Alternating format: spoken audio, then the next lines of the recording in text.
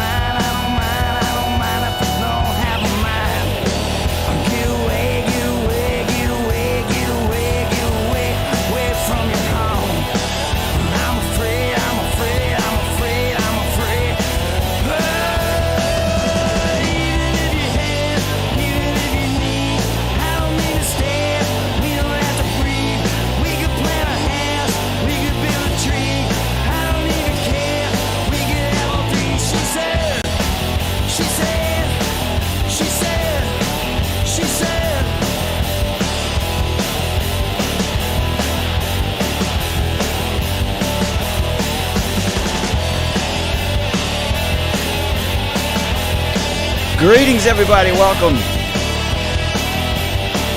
Armor of Truth Live number 172. We're glad.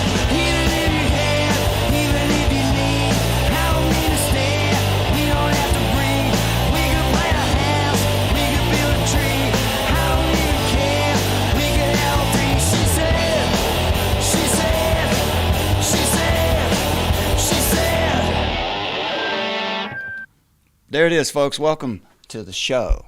Are you awake?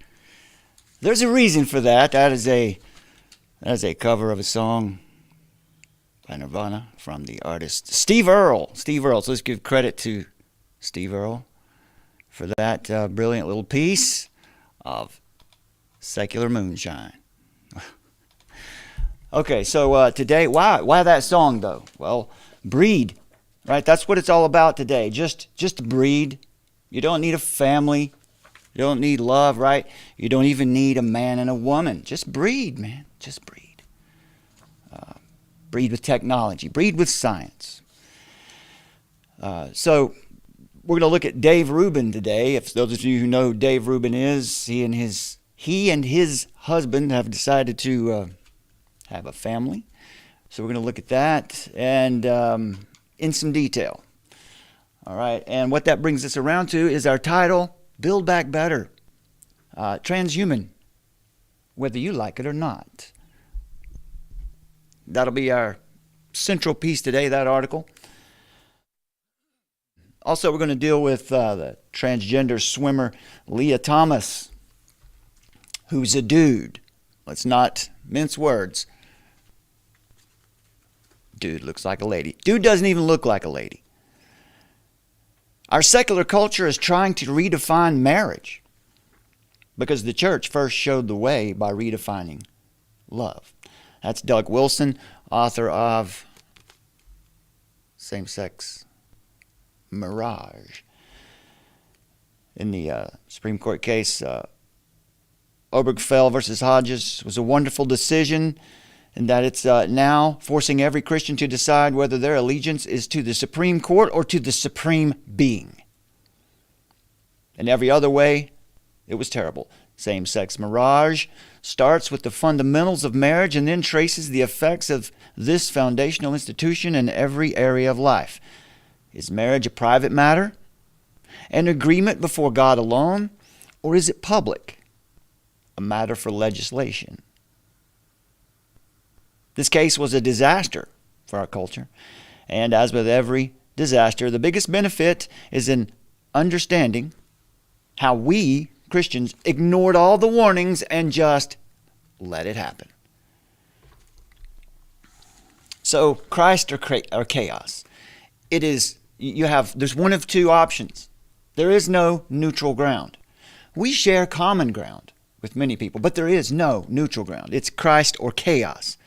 Mankind has two choices: Christ and a life of substance and meaning, living from a worldview that is true and defendable, or the only other possibility that exists is chaos. The only question when a nation rejects Christ, the only question left is how soon are we going to get to chaos?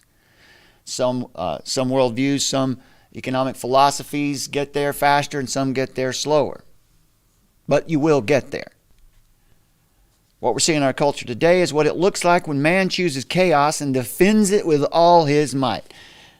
And today, specifically, we're going to be thinking about, if you caught us in Armor of Truth Live number 171, we went into great detail talking about Gnostic Darwinism, or you could even say Masonic Darwinism. The idea that man has created himself, therefore man must recreate himself. Autogenesis. Or if you're thinking in evolutionary terms, abiogenesis, life from non-life. Autosoterism, man saving himself. And ultimately, apotheosis, man becoming a god. So I want to share just a little bit more, some more thoughts with you about this Gnostic Darwinism. It was at the end of the show last week, so I want to make sure it's right up front this week. A few points, or last show we had.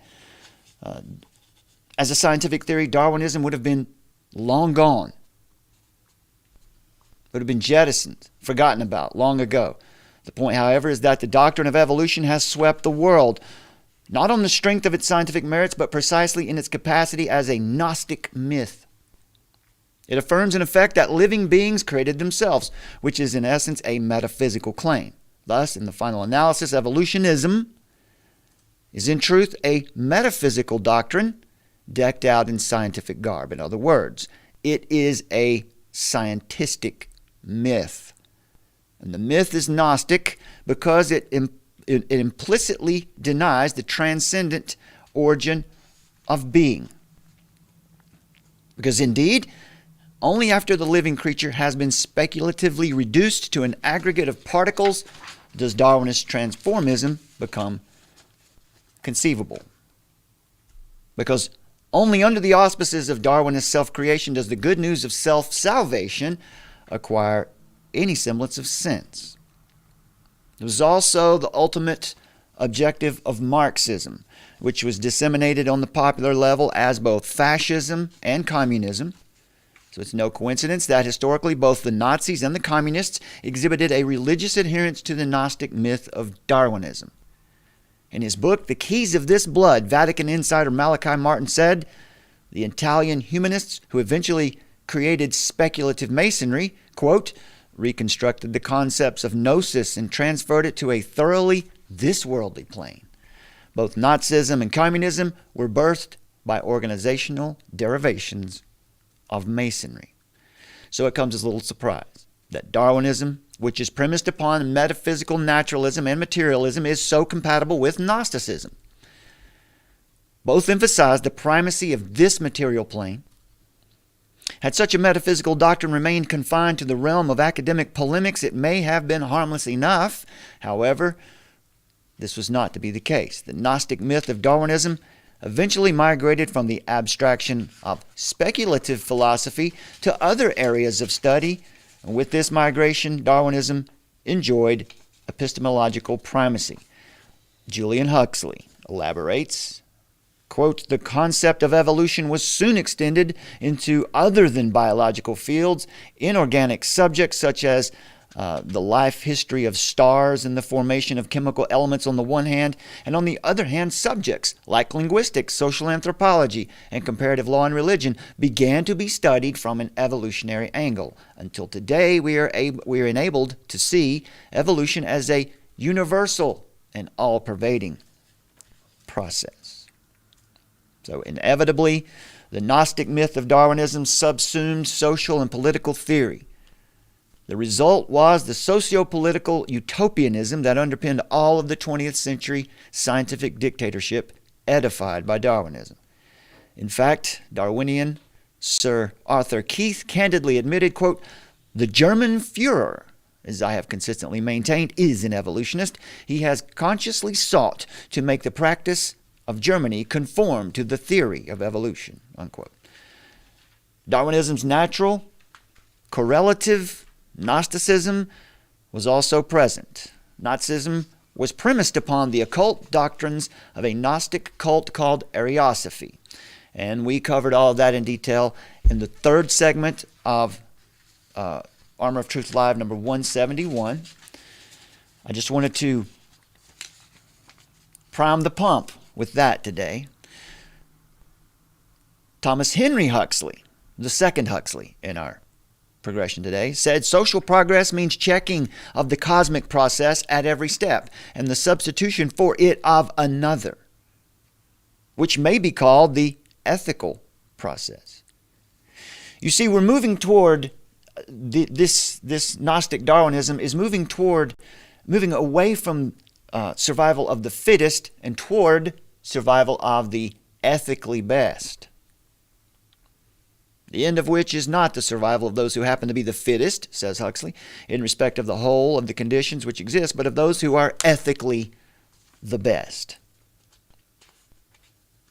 In actuality, Huxley was reiterating a central mandate of Masonic doctrine, which we shared with you in the last show. We'll leave those details in that show. You can check that one out in segment 3 of number 171.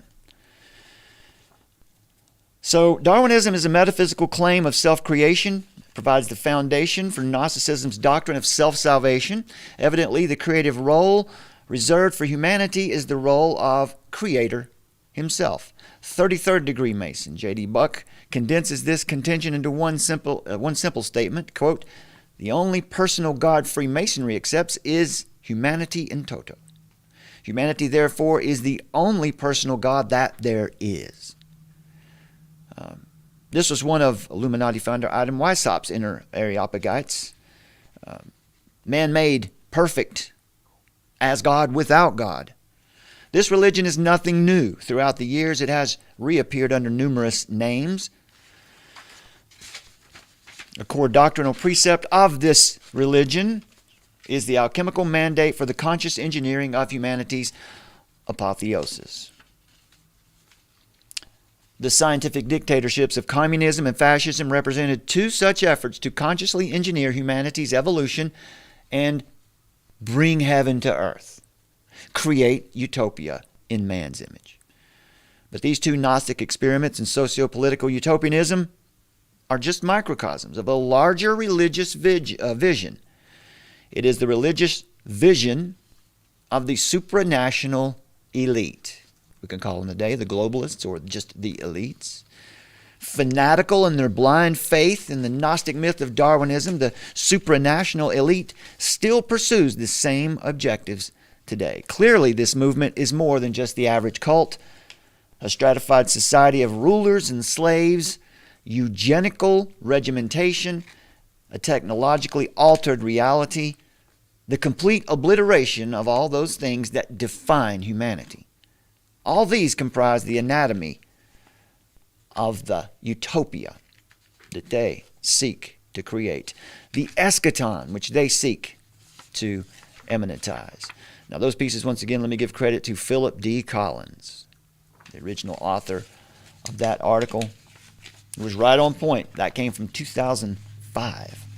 So what is our duty? Now the reason I'm talking about eugenics today is because Dave Rubin, some of you have probably seen this by now, but I'm going to introduce you to Dave Rubin and to his announcement, having a baby. And he is involved in eugenics, and gleefully so. And either he and everyone involved are just spiritually blind to what they're doing, or they're knowingly involved in engaging in eugenics. So we'll see.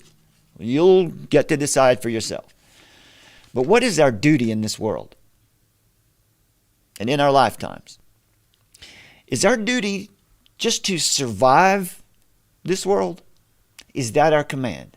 Go therefore and simply survive. Is that the command? Or is our command to change the world? To change the world in bringing God's kingdom. Not in the sense of the utopianisms, not in the sense of the 7 mountain mandate heretics of the New Apostolic Reformation, but in the sense that we carry the gospel. We make disciples of all the nations, teaching them all that Jesus commands, baptizing them in the name of the Father and the Son and the Holy Spirit. And that's how it's done, not by taking over governments, as the 7 mountain mandate would have you believe, not in binding regional spirits, regional demons. No, the gospel is the power. The gospel is the single most important power in the earth today. God doesn't need us to get his work done, but he has chosen to work through us. So what is our duty in this world in our lifetimes? Is it just to sit back and just survive? Go therefore and survive? Go therefore and make disciples of all the nations. Baptize them in the name of the Father and Son and the Holy Spirit. And teach them all that I've commanded you, said Jesus. So today the confusion, oh boy, the confusion is thick. It is thick among conservatives and progressives as well. You know, you could say, well, yeah, look at all these lefties. Look at how they're ruining the world. Look. No, my friend. The conservatives as well are also guilty. And you have to ask the question, if Dave Rubin is a conservative pundit, then what are conservatives actually conserving? Is it just about political? Is it just about rhetoric, or are we actually doing something? Do we actually stand for something? Or do we just over here talk about our conservative values, but over here I'm going to behave the way I want, the way I see fit, according to what my heart's desires are? We have such a good opportunity right now to demonstrate why just being conservative is not enough. In Rules for Reformers, I guess I'm featuring Doug Wilson today. I didn't mean to do that, but this man has spoken boldly, plainly, one of the strongest voices who is able to see what's coming and to make sense of it before it gets here. And this is his book, where he gives answers to Saul Alinsky's book, Rules for Radicals. And it's for us as Christians. But in this book, Doug Wilson writes, "It is not possible to build a culture around a denial of God-given standards and then arbitrarily reintroduce those standards at your convenience," which is what Rubin is doing, which is what most conservatives today are doing. Even voting. Yeah, we need to be involved in this process. We don't need to sit by and watch it crumble, right? Be involved at the local level with your local government. Be involved there first. Okay, but just being a conservative and just voting according to conservative values is not enough. That's just a Band-Aid for problems. You have to be operating from eternal truth. We can't just think pragmatically. We have to think in terms of eternity. Efficiency is doing things right. I know some of you have been here with us for a while. You've heard this before, but it's time to hear it again. We have some new viewers. Efficiency, this is Peter Drucker said, efficiency is doing things right. Effectiveness is doing the right things. Right? So this is about purpose. Efficiency is pragmatic. Effectiveness is eternal. Do you want to be efficient like a machine, or do you want to be fruitful like a tree? There was a time when horseless carriages and locomotives were as mind-bending to their generation as cybernetics and nanotechnology and robotics are to ours. If we get the technology of this thing right, then it should be something that our great-grandchildren can apply fruitfully 50 years from now. Right? Technology is not evil. It's the heart. The heart is where evil comes from. We have a perennial temptation to locate sin as resident in the stuff. Technology doesn't sin. Man does. The basic driving problem is always in the human heart, always in our use of the technology. And that use is shaped and driven by our attitudes about it, by our worldview. Maxwell's silver hammer did come down upon somebody's head, but we go astray when we blame the silver hammer. The problem was in Maxwell. Technology is therefore a form of wealth. So as Christians, we think biblically about everything. So how do we think about technology? Technology is a form of wealth. If we learn how to deal with wealth scripturally, we go to the Bible and find out what has God said about wealth, then we'll learn how to deal with our technology.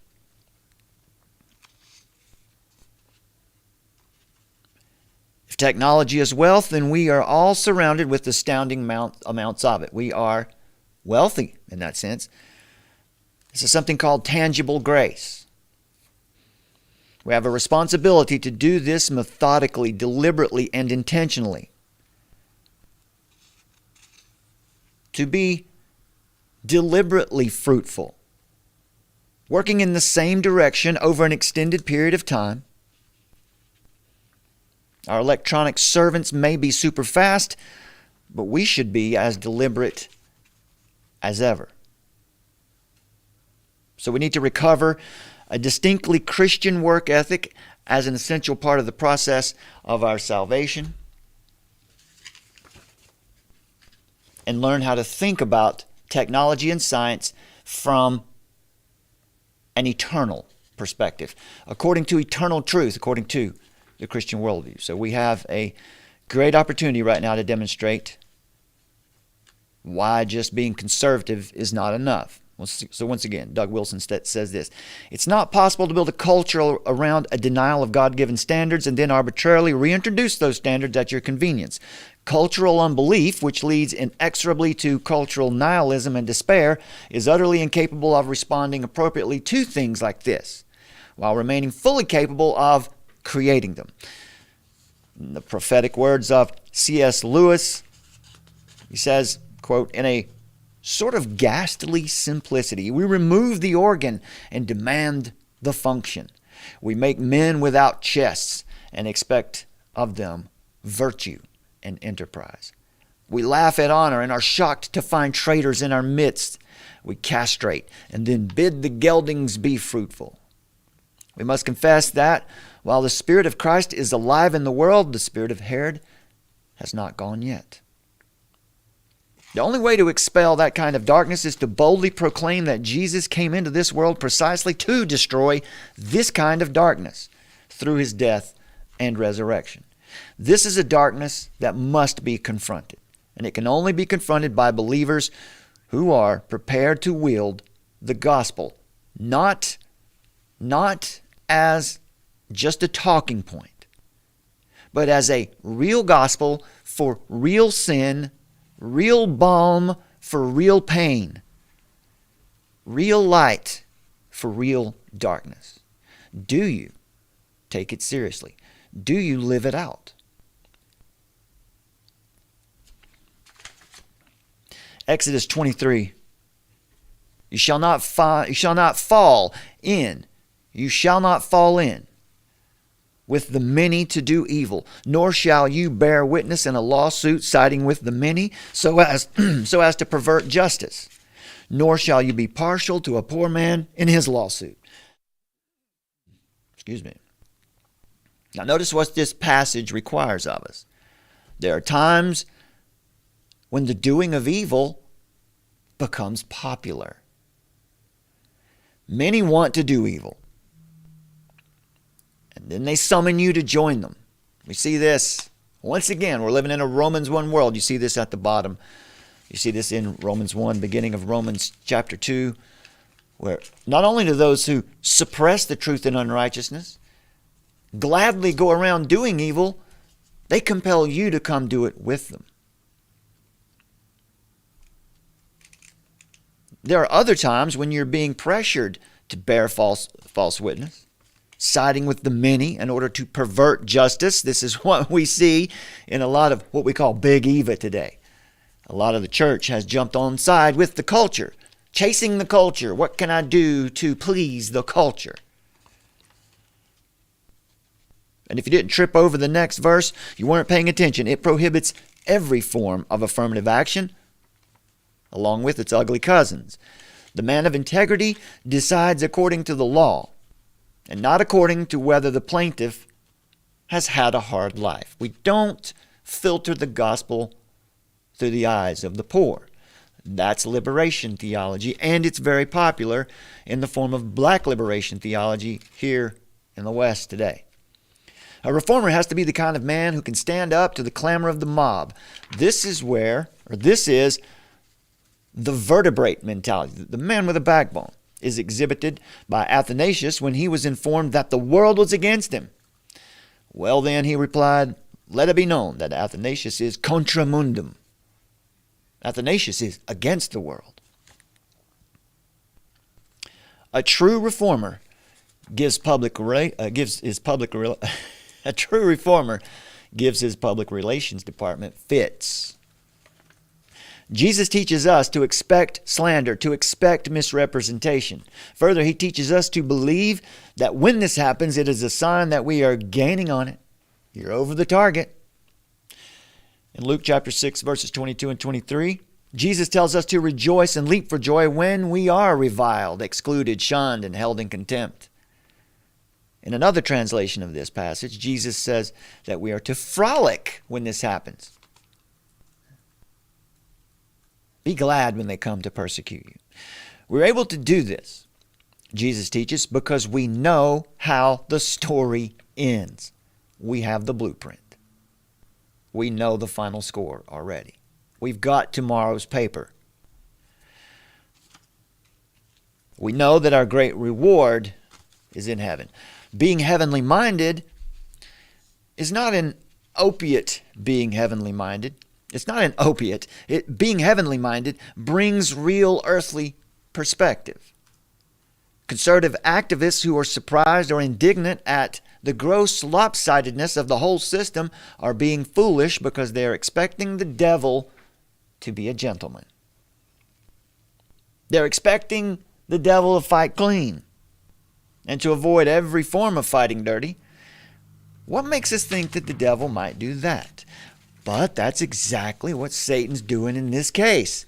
He's making it very hard to disagree with men like Dave Rubin. In fact, he's a conservative pundit. He's out there speaking on traditional values, speaking against the social justice movement, speaking against the apparent communitarian takeover of the world.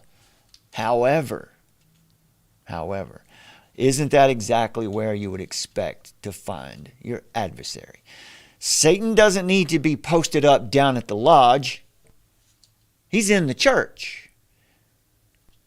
He's in your living room, coming through your screen. And so that brings us around to Mr. Rubin. And our first segment for today, which is 2 babies, 5 people, Dave Rubin and Eugenics. Now, my lovely wife Summer has prepared for us this graphic to help you understand what we're about. to see and hear. I'm going to premise it. I'll preface it here for you so you can, before we get there, because it is difficult to follow a little bit. What we have basically here are two gay men, pretending to be married. They're in a same-sex mirage. Look, I don't mean to be flippant about that. This is a serious issue.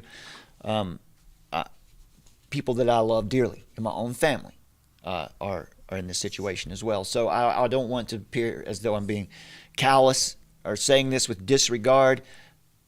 But I have a worldview founded on truth that I'm going to be speaking from here, and my prayer would be that this would be received in the love with which it is intended. This is not an attack. I'm not attacking any people. What we do is we go after worldviews. As the Apostle Paul said, we destroy bad arguments, not people. And so here we have some bad arguments, some bad decisions. Two men, one donor of eggs. As he mentions in the piece here, they had 18 eggs provided to them.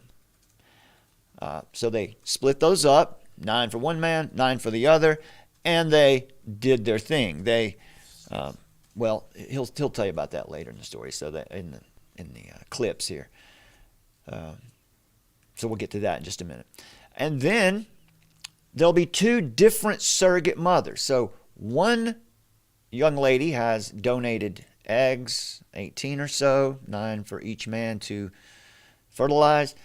And then from that batch, one fertilized egg, one embryo will be implanted in one woman, one embryo into another.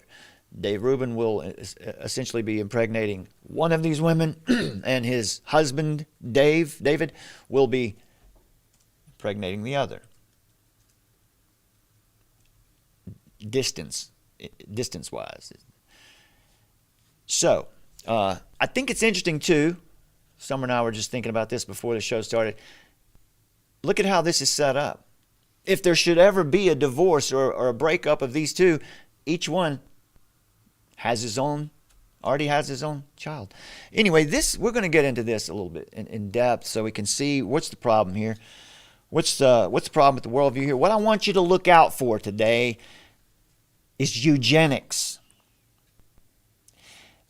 We don't have to stretch to find it here. It's here on the surface. Now, this process would not be eugenics if it was a married man and woman taking an egg from the woman and fertilizing it. Now, that might be controversial, but that wouldn't be eugenics, using the sperm and the egg from the single couple. The one couple.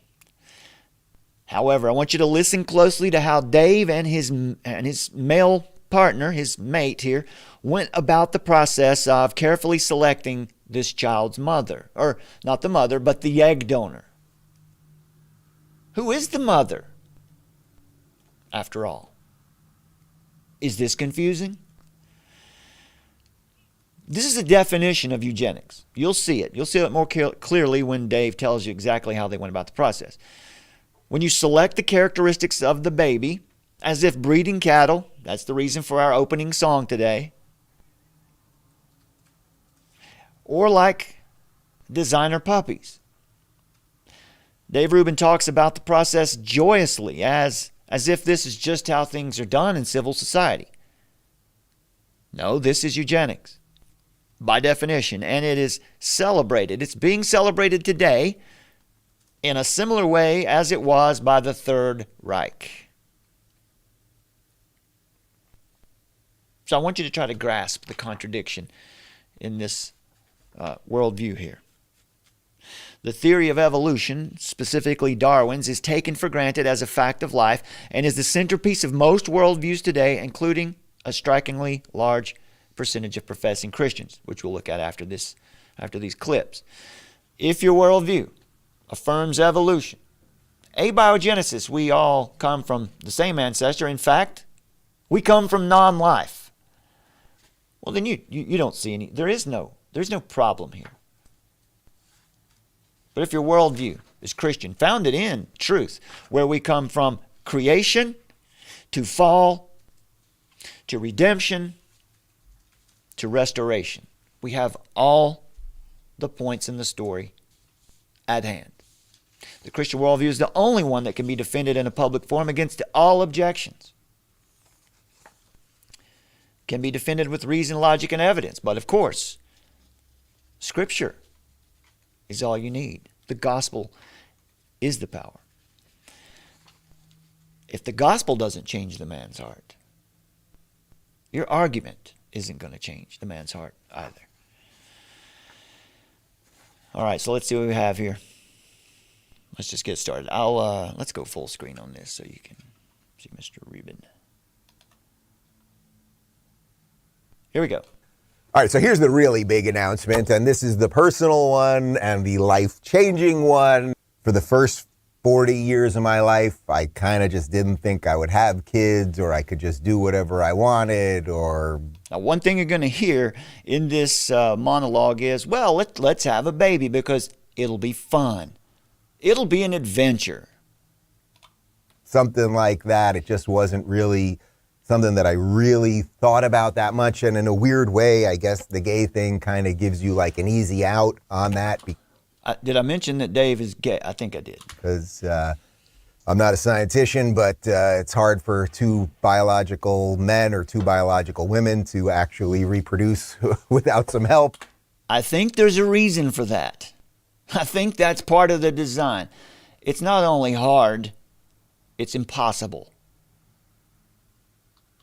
But David, we've been together for like 13 years at this point. And he's a little bit younger than me, so he grew up in a time when it was just obvious that, oh, you could be gay and have a family and be somewhat normal. I don't like that word normal, but like you could have something normal and something conventional, as boring as that may sound to some degree. Where I grew up, when I grew up, it was like there was nobody talking about any of this stuff. Like there was like, oh, those are two dads or those are two moms. Right. Now this is a very, very interesting point here. If you've been with us here over the past couple weeks, over the past month, we have identified a moment in our recent history where things went off the rails. About 20 years ago, a little over 20 years ago, we've identified a fall where our fall actually sped up or just went warp speed in about the year 2000. 1999, those professing those who were members of a local body of believers, church members, in 1999 was around 70%. By the time we get to 2020, from 2000 to 2020, it had dropped to 47%. In the previous 60 years, it had fluctuated and only dropped 3% over the first 60 years. It would have taken 460 years to get to 47%. At that rate, we did it in 20. We see the fall. We know where it happened. We know why it has happened. So Dave describes a time when he grew up when these things just weren't talked about because, it was a different time. The assumption is it was an ignorant time. It was a time when people just weren't aware. And his partner must be quite a lot younger than him. What he's saying here, not so much. He's been an adult from 2000 to now, and he's been made aware of this because it's everywhere now. Let's continue. That's a family or something like that. I didn't know anyone like that. I just never thought about it. And also I put so much into my career that, for better or worse, I think it obviously helped me accomplish a lot in some ways, but I was so focused and driven that it's a miracle in some ways that I found someone to marry, but it's also kind of a miracle that now we can move on to this next phase. It's a miracle that he found someone. It's not a miracle. It's not a miracle. Many would say it's not actually marriage. Marriage is a Christian institution, instituted by God himself for one man and one woman. Many would argue that this is not marriage, it's something else. So, yes, 2 babies are on the way. Those are ultrasounds, what you're seeing over there. Okay, this is going to be very confusing to people, and I understand this, right? Like, look, when you have 2 men or 2 women, you're missing a piece, right? You got the sperm. It's true. You are, when you have 2 men or 2 women, you are missing a lot of pieces. 2 men or 2 women, you're missing a piece, right? You got the sperm or you got the egg, but you don't have a sperm and an egg, right? You don't have a womb. You got to figure out some things here. Right. You get the man and the woman married, and that's how it starts. But that's so. What he's saying is this is going to be confusing. What I want you to pay attention to is Dave Rubin, in his head, in his mind, let's just say in his heart, he knows this is abnormal. He knows it's wrong. He knows it's not good, even for the world that he's living in, the world that he says he's trying to save. He knows it in his heart. But like Romans 1 tells us, his father is not God. His father is Satan. I'm not just saying that to be harsh. That's what Scripture tells us. You're one or the other. There's no neutral ground. So what Dave is doing is he knows this is true, but he has suppressed that truth in unrighteousness. Therefore, God's given him over to the desires of his heart, and that's why this is so confusing for him, right? When we find out in Romans 1, when we reject God and we don't think according to the Christian worldview, our thinking becomes strange. And, by the way, I know most of you guys that are watching this are now on the more conservative side of things, and I never see any real issue with conservatives anymore and gay. Exactly. This is the point I was making earlier about conservatives in the United States today. Dave is right. He doesn't see a big problem. And he's going to tell you right here, an example of that. People, and Trump was the first time president to run being, pro-gay marriage. And I think most people just... Was a first time, but I'm not sure. But anyway, yeah. So, and Trump touted as the Christian president by so many. Look. This nation is so utterly confused right now. We can't decide whether we're men or women. Least of all can we decide what is really a Christian. Kind of want to live and let live and all that. But I know this is like a little bit... What is that about? You kind of want to let live and all that. What is that true? Do we need to live and let live? Once again, with this worldview, I suggest to you, what about the rapist or the child molester? Should we just live and let live? See, Dave is promoting a conservative worldview in his books and in all his lectures. But here in his personal life, he's living according to relativism. Dave has a conflicting worldview. Weird for some people to hear, right? I get it. And by the way, to me, at some level, this is a little bit weird. Like I've had to learn a lot of stuff again and go to a lot of doctors, and it's cost. Dave, again, this is very interesting, folks. Dave is well aware that this is wrong. He's well aware that this is not good for the society which he is a member. But he's suppressing that truth, clearly. It's a lot of money, and it's been a long sort of adventure. But basically what you're seeing there, one more time with those ultrasounds, would you? Those are 2 different wombs, and those are 2 different babies. So basically what we are doing, we've got plenty of sperm around here. That's one thing, right? So we had half the battle, right? Let me just lay it out for you there. Having sperm is not half the battle. That's just the beginning of creating a child. Half of what we needed, but we needed an egg. So there are eggs. Okay, so the language, I'm sorry to keep interrupting, but this is frustrating because what you're hearing here is it's as if science is the God. Science can give us what we want. Donors that are out there. These are young women who are willing to donate their eggs. And if they want to help people that otherwise can't have children, they can donate their eggs. So you basically go on all of these websites. There are all these sites, and it's sort of like Tinder or whatever app you were dating on, where you're just kind of swiping through people, and you say, oh, I like the way she looks, or I like this girl had a great education, or some combination thereof. And our feeling was that we wanted one egg donor. That is eugenics. And if you're someone who might be new to this channel, you're not sure what eugenics is, it's what Adolf Hitler was doing. Creating a master race by selectively breeding. What Dave has just described here is eugenics. We're going to carefully select the egg donor based on her education, based on how she looks.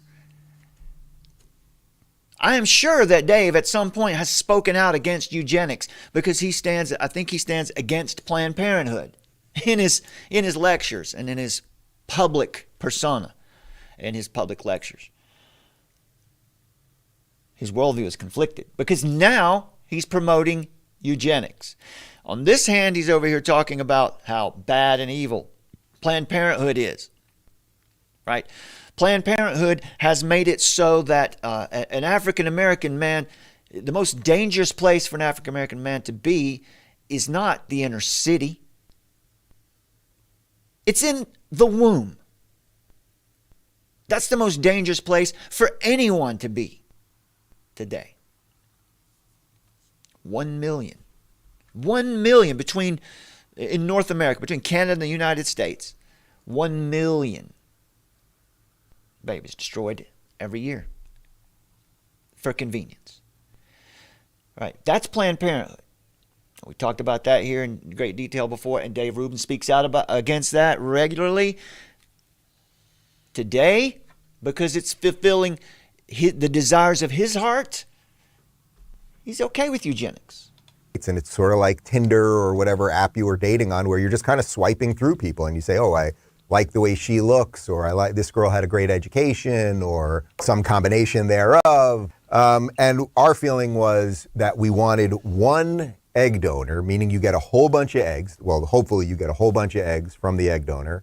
I think the first time around we got like 18 eggs. We would split them, so now there's like 9 and 9, then inseminate them. And then you hopefully from that, some of it takes, some of it doesn't take. But then in essence, you have these embryos and then you need surrogates, the woman who then carries the child. So basically what... That would also be called, or should be called, the mother. The woman who carries the child. What we've got cooking here is that we have one baby that is from my stuff and one baby that is from David's stuff, but they both will have the same biological mother, and we wanted them to have that sort of genetic connection. And right now there are 2 really fantastic women, and you know, it's not an easy thing to be a surrogate. This is not something people really do for money. They do it for a higher purpose, for sure. For a David higher is purpose. really like, you know, he really, really wanted kids. He saw that vision. He felt it was the next step for... Let me take that back a couple seconds, because what Dave is describing is the purpose of a surrogate. He says it's for a higher purpose. So basically what we've got cooking here is that we have one baby that is from my stuff and one baby that is from David's stuff, but they both will have the same biological mother. Now, each man has had his own child with one donor, and each has its own surrogate. So they're really this is just 2 men having, you know, shall I say, purchasing a child for themselves. But this is an important point here. Listen to this. We wanted them to have that sort of genetic connection. And that sort of genetic we wanted them to have that sort of genetic connection. Why? Why is that so important, Dave? Why is that so important? Because he knows. Because he knows that it's important. He knows that that the design is for a man and a woman to produce a child. Because there's a genetic connection. That is their child. Right now, there are 2 really fantastic women, and you know, it's not an easy thing to be a surrogate. This is not something people really do for money. They do it for a higher purpose. Do they do it for a higher purpose? Now, in some cases, perhaps. In this case, is this for a higher purpose? What's the question we normally ask when someone makes a value judgment around here, which Dave has just done? He's made a value claim. These women are doing this for a higher purpose. Okay, then we must ask, according to what standard? What standard are you using to determine that this is a higher purpose, that this is a good thing? It's according to his own idea of what is good and evil, what is true and false. It's not according to the transcendent moral lawgiver's standard of what is good and evil or true and false. So once again, Dave has a conflicted worldview in his public lectures and in his books. He speaks logically and about truth. But in his private life, he lives according to a different worldview. He lives according to the desires of his heart. Sure. Which is, Jeremiah 17:9, desperately sick. All of ours are. All of ours are. It's not just Dave. It's all of us. You can't know your own heart. If you're over 30 years of age at this point, you know that. You know that by now, that you can't trust your own heart. And that is where the Savior comes in. David was really like, he really, really wanted kids. He saw that vision. He felt it was the next step for us and all of that. And again, I'm just so focused on my career and trying to save the world and all of this stuff. And we had been talking about it for quite some time, but he was really getting like more and more like, we really should do this and we can, be great dads. And it's not the most conventional thing ever, but like, it'll be fun and it'll be exciting. And one night Jordan was talking. Okay, he's talking about Jordan Peterson there. I'll stop the video for a second. I'm getting a message over here on YouTube that you could be experiencing buffering right now. That might be because I'm playing this video. I don't know. Or we could just be under attack. I don't know. Anyway, the rest of this piece plays out. Maybe I'll leave it right there in case that is YouTube throttling us here. It just goes on to explain his decision for doing this. Essentially, that it was that his mate, his husband, so-called, wanted this. Something that his husband wanted. They go on to say later on that, look, it'll be an adventure. It'll be fun. This is the next stage in our relationship. So, it's just what you do. There we go. Looks like we might be cleared up now. Sorry if you experienced some buffering there. If you didn't, all right, good on you. I'll play a couple more, the last few seconds of this. About being a parent and being sort of a fully actualized and complete human being. Okay, so he's talking about Jordan Peterson here. He was on tour with Jordan Peterson on the lecture circuit, talking about truth and reason. He comes home and lives by a different standard, but he said that one of the reasons he decided to do this is because Jordan Peterson in his lectures talked about the fact that what helps a person become fully actualized, become as an adult, is the process of becoming a parent. Clearly that's just an opinion. There are plenty of fully actualized adults who are not parents, but there's no biblical standard to stand on there. Apostle Paul, how about Jesus Christ, for example? There are a couple examples for you. But the idea being that, look, I want to be fully actualized as a person, so we're going to have a child. What you hear throughout this is, this is what we want. This is for us. This is to enrich our lives. According to what standard? According to the secular worldview of humanism. Dave is living according to a worldview known as secular humanism. I don't know what his actual worldview is. I'm not sure how he feels on all points, but what he's saying here, this would be secular humanism. In fact, it would be, he's a bit of a positivist. Science has all the answers. Science has the answers to happiness, in fact. So that brings us around to this piece. As I said a minute ago, the theory of evolution, specifically Darwin's, is taken for granted as a fact of life. That we began from non-life. Now that's where the theory begins. most will say, now there are two ways to look at evolution. I'm an evolutionist. If you're talking about microevolution, certainly things change over time. Human beings have changed over time. Animals adapt to new regions, and human beings adapt to new regions. That's microevolution. Macroevolution, the idea that we all share the same common ancestor, is ridiculous. But that's the going rate today. And look, there is plenty of evidence I know that people will give for this theory of evolution. Abiogenesis, life coming from non-life. There is no evidence for that. There is none. But there also is just as much or more evidence for young earth creation right here in the planet. Now that's a bold claim to make today, as you're going to see right now in this poll that I found earlier. Let's see. Right here. Let's get this full screen for you. Gallup has asked Americans to choose among three views of evolution. One view is that humans developed over millions of years from less advanced forms of life, but God guided the process. That would be something known as theistic evolution.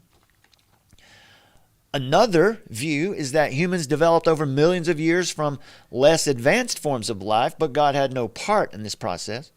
And the third option is that God created human beings pretty much in their present form at one time within the last 10,000 years or so. Now, what's taught in school today is the view, this second view, that humans developed over millions of years from less advanced forms of life. In fact, what is taught in schools is abiogenesis, that life came from non-life. Somehow, in the primordial ooze, there must have been a strike of lightning and amino acids bonded and formed life somehow. I'm still not sure exactly how that one is defended.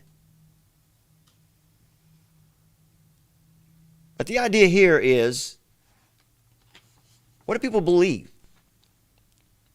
What do most people believe? The idea has been that really 50% or so of the nation believe in creationism. That's actually, according to this poll, this article, it's actually not true.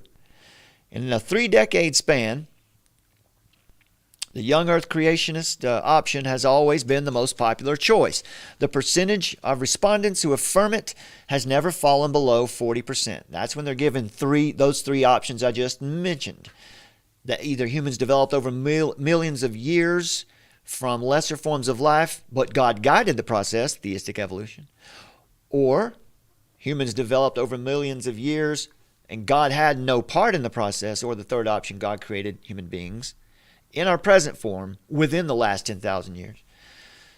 Of those three, the young earth creation option, it has been the most popular choice when you give those three options. However, the percentage of respondents who affirm it has never fallen below 40%. But along with similar poll numbers, often this seems to alarm scientists. They would say, well, this is why our people are so uneducated to think that. Nearly half of Americans, if not, seem to be hardcore creationists, but they aren't.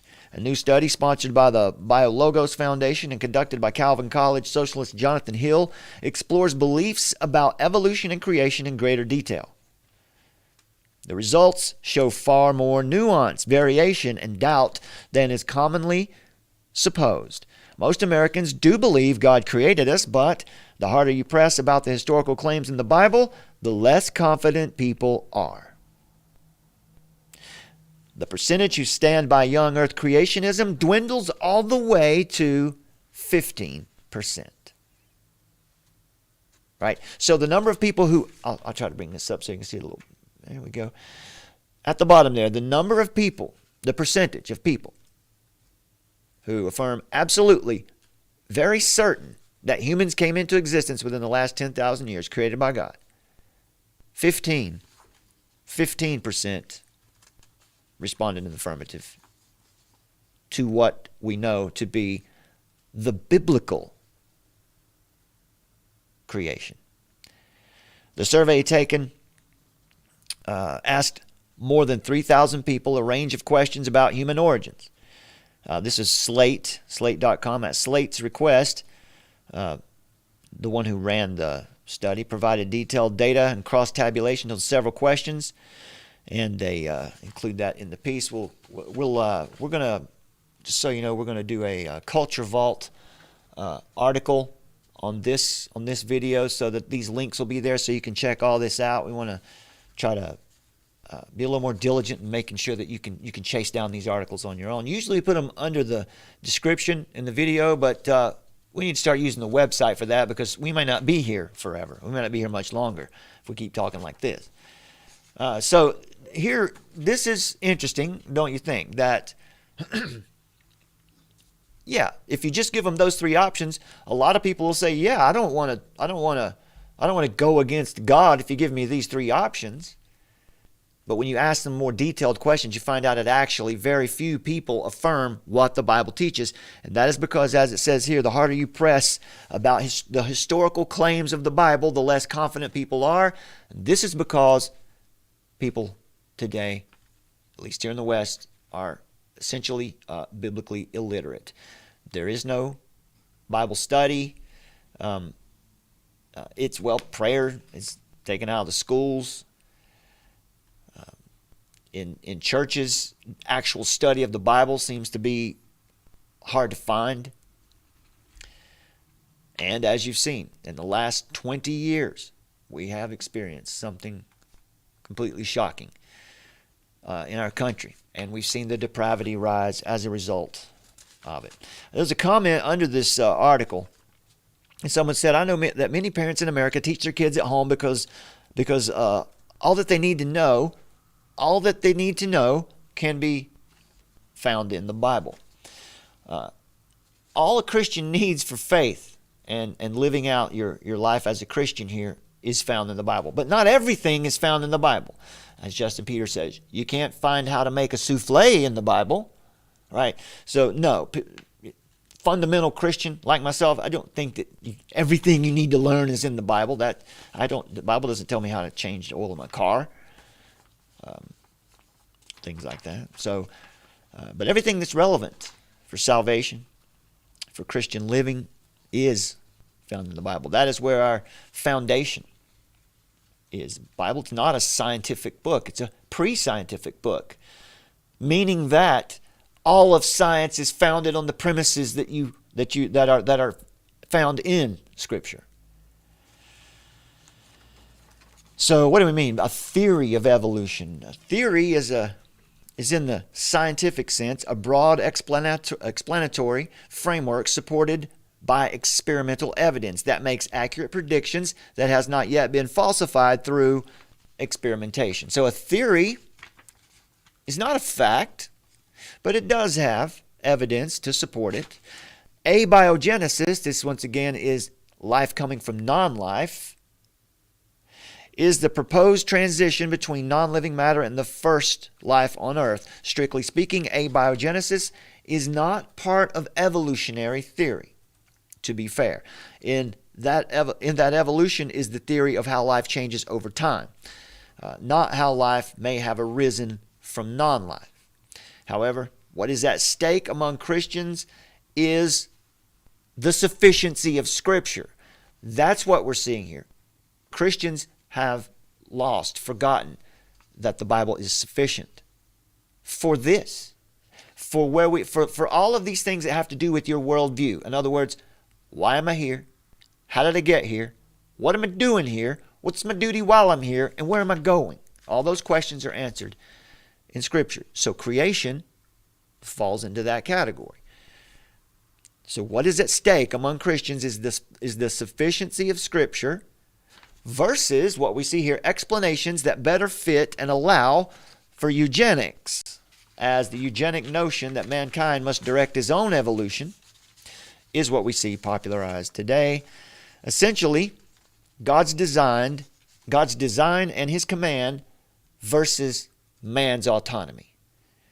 That's the battle here. God's design and command versus man's autonomy. Self-law. This is at the heart of the unsuspecting, widely held worldview of Gnostic Darwinism. The belief is that man can recreate himself in the image of transhumanism through science and technology. So as fascinating as this might be to imagine for science fiction lovers, its outcome is surely dystopian and leads directly to the evils of the selection of the ethically best, according to an arbitrary standard dreamed up by people. In Scripture, the apostasy and evils that occurred before the flood and at the Tower of Babel give us two distinct warnings about what happens when man seeks to be autonomous, counts himself as the absolute authority. And so I mentioned that Dave seemed to be a bit of a positivist. Positivism essentially affirming that science has all the relevant truth for life, even happiness. At least some theories are clearly more rational, are more rationally believable than others in the light of available empirical evidence. So we're talking about, people would say, well, why it's creation? You're so silly. What are you, some backwoods redneck? You think God created the world and humans in the last 10,000 years? Have you researched this at all? Have you looked into this at all with any kind of objective mindset? Positivists claimed that most metaphysics, philosophy, and religion were literal nonsense. This is most people in our society today without even knowing it. This poll helps us to see that that's the case, because positivism is what's taught in the schools today. Claim that metaphysics, philosophy, and religion were literally nonsense. And they tried to keep them out of science by constructing requirements for confirmation that such principles could not meet. In other words, moving the goalposts. Science, of course, is the human discipline that deals most explicitly and thoroughly with the observable. So science has nothing to say about a metaphysical realm. And that doesn't mean that a metaphysical realm doesn't exist. It's just that science has nothing to say about it. Just like the government has nothing to say about our God, science has nothing to say about the metaphysical realm. If science is the only human access to knowledge, then human knowledge is restricted to what is physical or material. Clearly, there's more to this life than the physical and the material. Do you love your mother? Do you love your wife? Do you love your children? Prove it. Prove it to me. Show me that on some fMRI.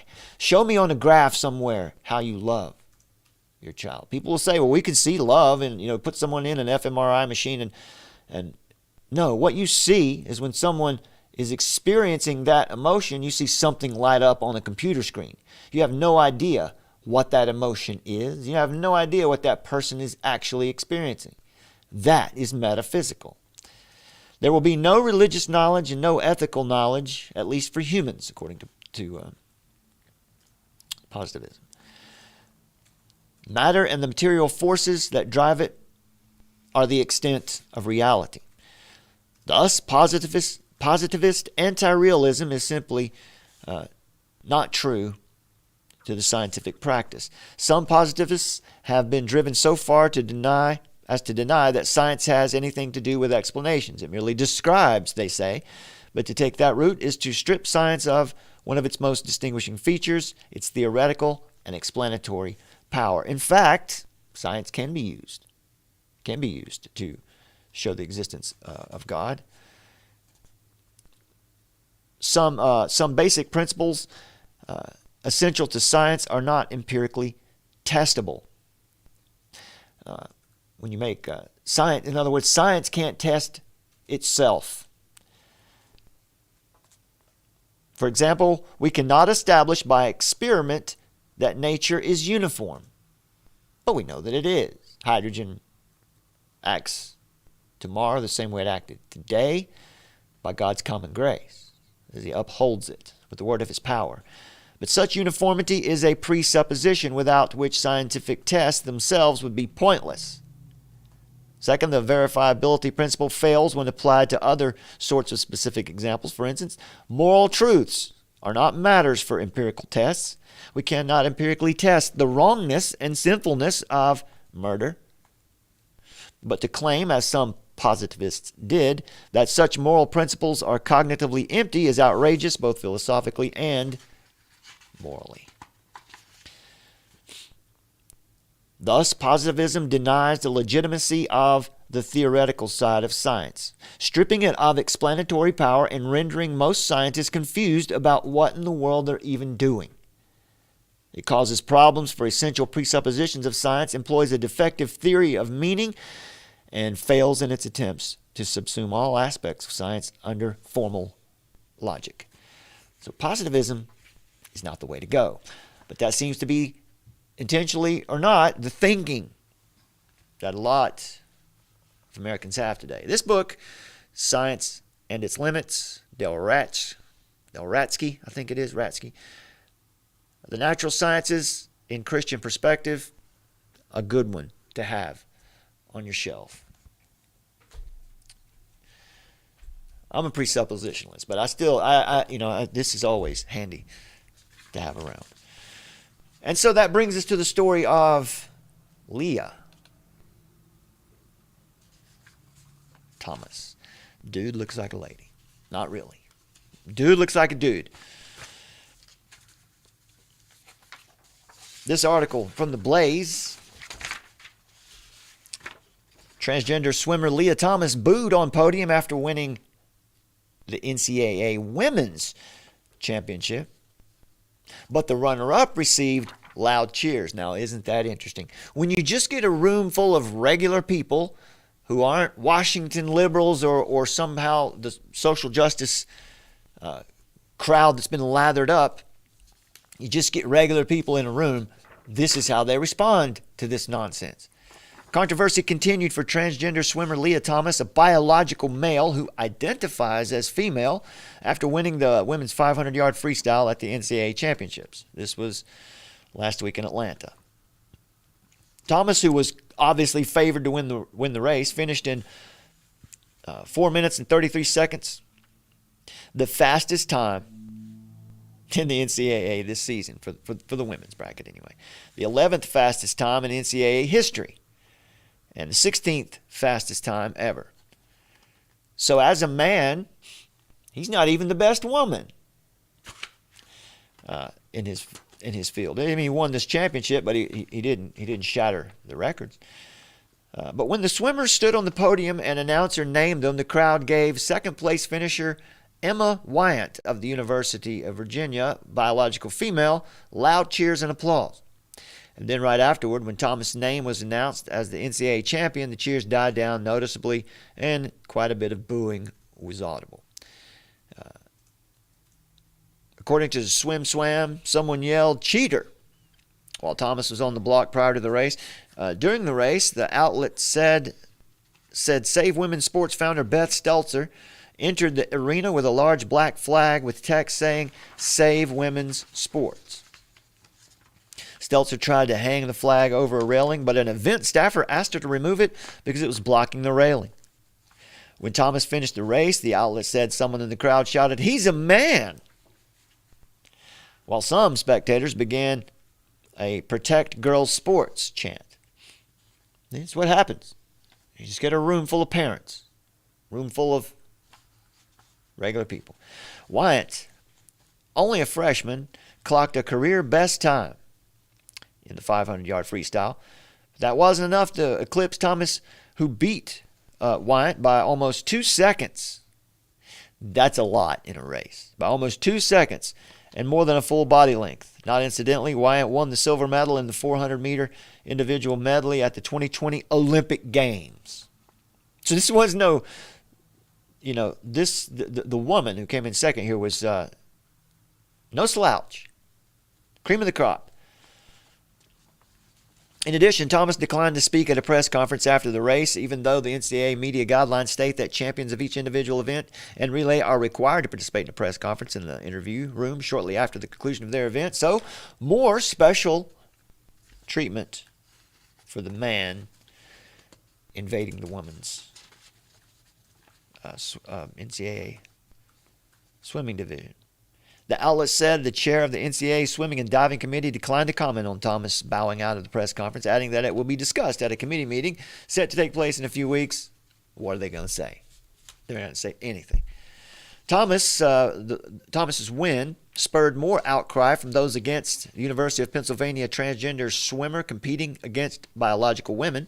Tennis legend Martina Navratilova, a vocal opponent of transgender women competing against biological women in sports, also a homosexual woman. So, we can see this isn't just conservative people who are outraged at this. She suggested that trans athletes like Thomas get an asterisk next to their names. That's not quite enough. Quote, the solution perhaps for now is for Thomas to swim in another lane, or you can compete, but you don't get the medal because the NCAA rules are not correct, Navratilova told News Nation Now. She said, right now the rules are what they are. Maybe just put an asterisk beside there if she starts breaking records left and right, and if Leah goes to the Olympics because she's hitting her prime now physically. So, what confusion. Outkicks, that's the gay magazine's headline on the matter, reads, Virginia freshman Emma Wyant cheated out of a national championship by Leah Thomas. Interesting. The on-camera interview, they've got an on-camera interview that we're not going to watch here. I just want to touch on that issue because we're talking about Gnostic Darwinism. We're talking about an overall mindset in our world today, in the nation.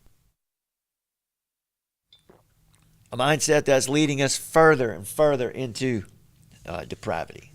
Moving to our second segment for today.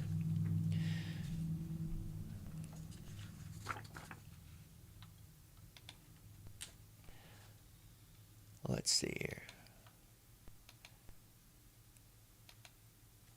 For years now, we have been watching world leaders back policies and programs that are intentionally destroying the environment with geoengineering, chemtrails, genetically modifying the food, creating super pathogenic bioweapons, and overall pushing unrealistic fears about the climate.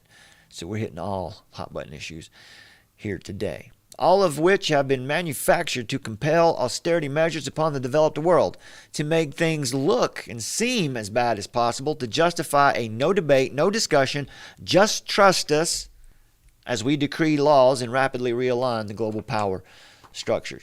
We covered this in AoT Live number 171, our last live episode. We discussed this mantra. Every human has the responsibility to preserve the environment for future generations. That mantra, we're doing this for future generations, has become the justification for global governance and power grabs since 1972, without any real objective consensus that the existential threats to humanity they foment actually even exist in any tangible way outside of the well-controlled world of the hyper-real, screens, images, emotions, and imaginations. This is where we get the term sustainable development. It's defined as increased or intensified economic activity that meets the cultural and physical needs of the present generation without damage to future generations. That is the mantra for their new designs. That's how they push it forward, because who's going to say they don't want to leave a good world for future generations? Who's going to argue with that, right? Now, it's clear that this also includes the development of mankind. So we're not just talking about, it's no longer just about dialectical materialism to shape the society. Now we're applying it back to biology again. And of course, there's no time left for debate. It's become clear to those with eyes to see that their true intention is to collapse world economies on their own terms, to orchestrate a controlled demolition of the world systems in order to rebuild it according to a long, previously determined plan of full spectrum dominance. And that's what we're talking about today. In our last episode, we talked about the movement to change the world socially through the green movement. Now, of course, full spectrum dominance. That means from the neuron to the planet. and everything in between. Of course, we talked about dialectical materialism on the last show, a prevailing worldview of those who appear to be in control of the world at the moment. This says that the lives of human beings can be reduced to predictable data points. Can be reduced to predictable data points. They believe that our ideas result purely from physical interactions and are always in a state of change. So we went into more detail on dialectical materialism in the last show. So we have every reason to believe now, though, that this same approach is being used not only to engineer society in a prescribed direction, but to actually direct evolution toward apotheosis, or to evolve man into godhood. This is why we're calling it Masonic Darwinism. God has taught us in Romans chapter 1 and Psalm 14 that when man attempts to explain truth without God, or to interpret history without truth, or to do science without the foundation of the Scriptures, the result is disaster. When we look at history through the correcting lens of the Christian worldview, we see clearly that this method of managing the world is insane. This is what, can you argue, really? There's a man in the swimming pool with those women. That's insane. It's the same method of management that led to horrific death tolls and mass suffering already in the 20th century through atheistic, communistic regimes.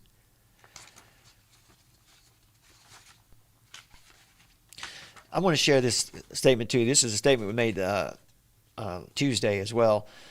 You also hear this in the Green Movement. We're going to be talking more about transhumanism right now, but I want to make this: carbon is everywhere. We're made up of carbon. It's everywhere. It's the fourth most abundant element in the universe, the 15th most abundant element on Earth, and the second most abundant element in your human body, after oxygen. Second only to oxygen. That's how important carbon is. It's present in all known life forms. It's called the essential element of life. Yet there is a global push to remove carbon everywhere. If you want an easy key to understanding what they really intend to remove from the planet, when you read their articles and their documents, or you listen to their press conferences, simply replace the word carbon with the word population. We need to reduce our carbon footprint.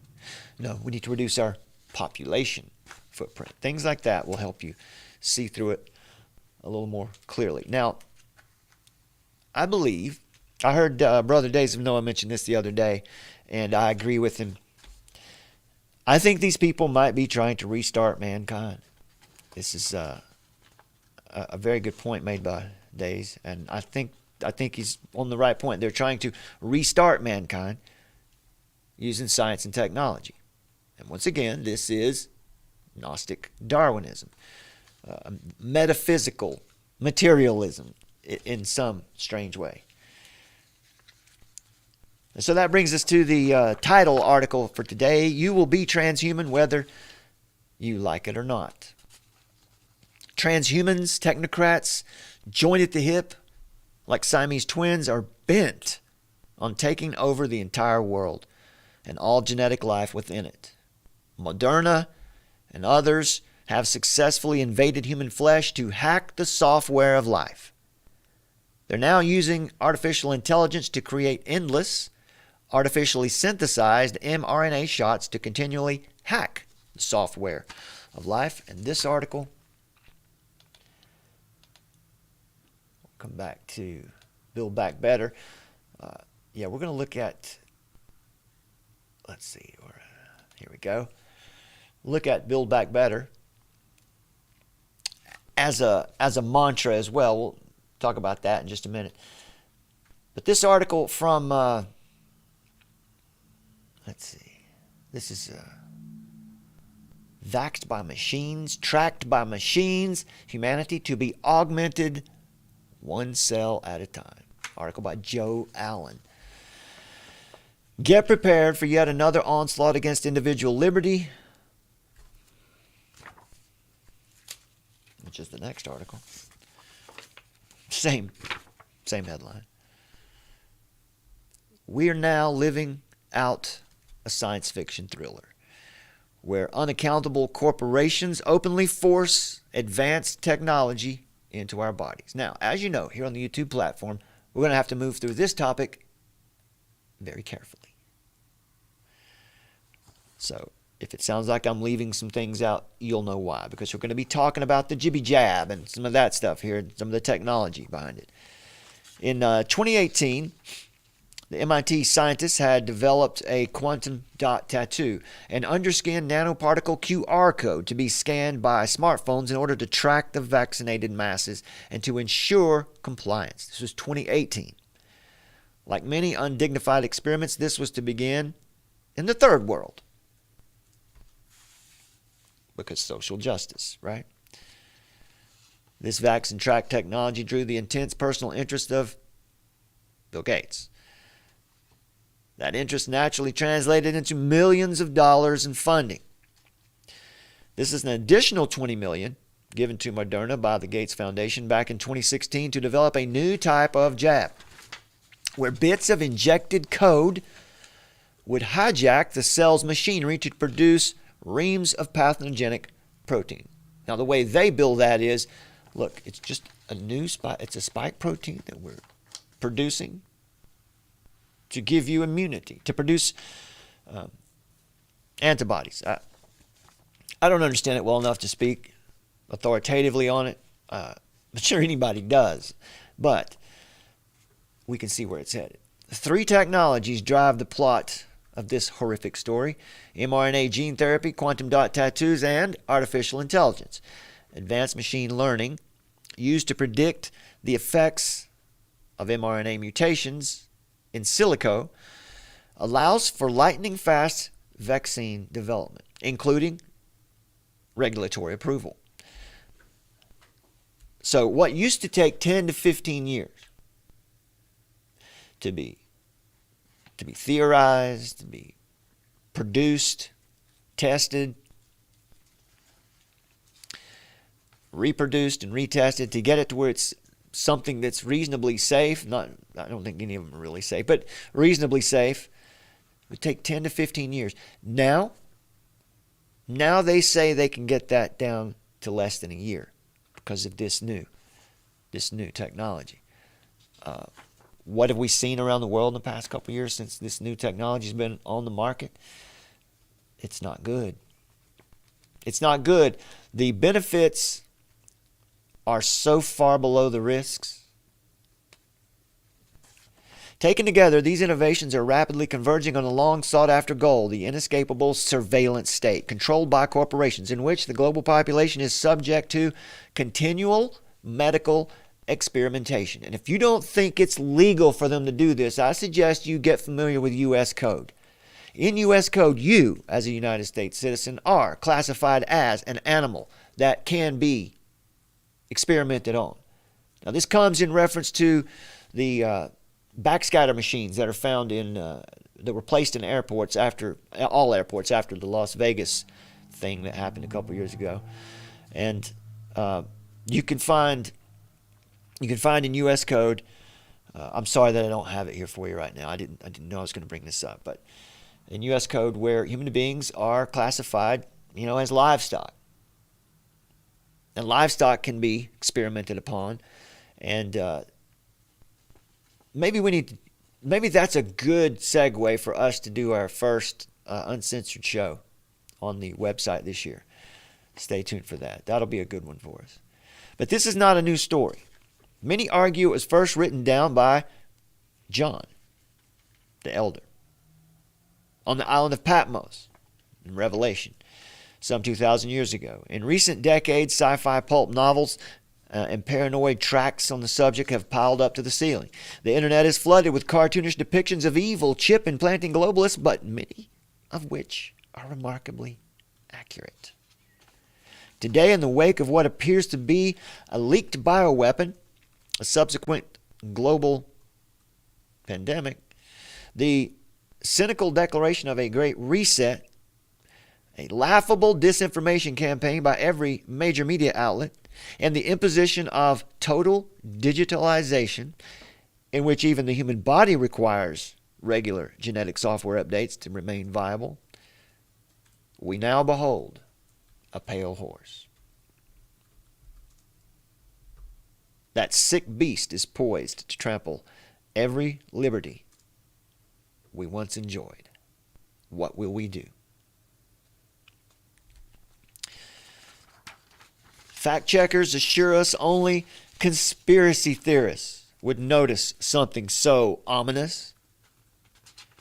Apparently, Gates paid $319 million, the $319 million that Gates paid out to corporate media outlets. Well, that was money well spent, wasn't it? In order to market their quantum dot tattoo, Longer and Jacqueline Eck founded the company Particles for Humanity in partnership with Dr. Boris Nikolic of Biomatics Capital with $5 million from the Gates Foundation. Previously, Nikolic served as Gates' chief science advisor and by pure coincidence was named a successor executor in Jeffrey Epstein's will. Oh my. It's also worth noting that both Longer and Nikolic have profiles on the World Economic Forum website. But of course, anybody who's anybody does, right? You got to have your face up there if you're going to get any high-level job in government today. At a JP Morgan conference in January 2019, Particles for Humanity presented a bleeding heart case for tagging hapless hut dwellers with underskin implants. The implicit rationale is that these societies will never achieve sufficient organization to keep proper vaccine records anyway. Across the third world, mass vaccination is the white man's burden. Let's see if we get this. Here we see a schematic here showing how a new product could encode a person's jab history without the need for medical records. A microneedle patch delivers fluorescent nanoparticles beneath the skin, leaving a pattern that can be visualized with the smartphone, that can detect infrared light. Here are some of the gentlemen we were just speaking about. Anna Jeklinek is a female.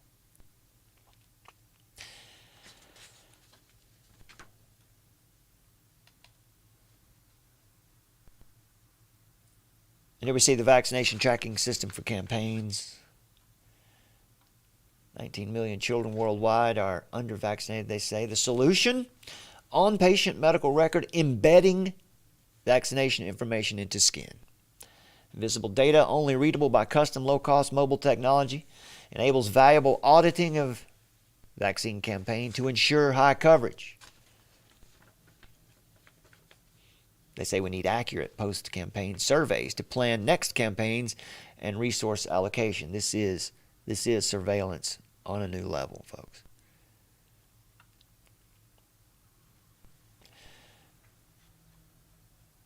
Because technocrats have to know all, and because the unvaxxed in Africa and South Asia hide in the heart of darkness, concealed from the all-seeing eye, the MIT scientists proposed on-patient medical record embedding vaccination information into the skin itself.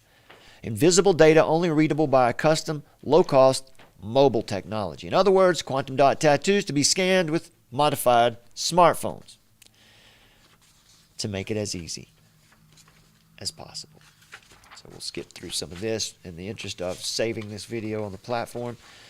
But it goes on. Let's see, what else do we have here on this one? So this global mRNA experiment is about to ramp up dramatically. Pulling ahead of the pack, Moderna is currently developing mRNA jabs for 15 different diseases. So this is, you ain't seen nothing yet. From HIV and tuberculosis to malaria and the common flu. That means an endless array of experimental, barely tested jabs will soon flood the market. If recent history is any guide, well, they'll flood the market right alongside a new threat. You know, the media has to play its role, right? You've got the pharmaceutical company creating the product, and then you've got the media out here with their news outlets to make sure everyone wants it. Feels like they have to have it or they might die. If recent history is any guide, institutional mandates and digital vaxport updates will follow close behind all this. This potential for rapid production and near instant regulatory approval, reckless as it may be, was celebrated by the transhumanists at Singularity Hub,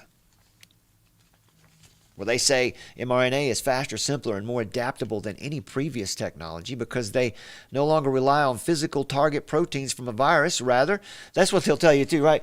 It's not a vector vaccine, I guess, that it doesn't have a live virus in there, so don't worry, right? These are clean, right? Rather, just the genetic code for those proteins. Designing a vaccine requires a laptop and some ingenuity. The era of the digital vaccine is here, wrote a team from GlaxoSmithKline.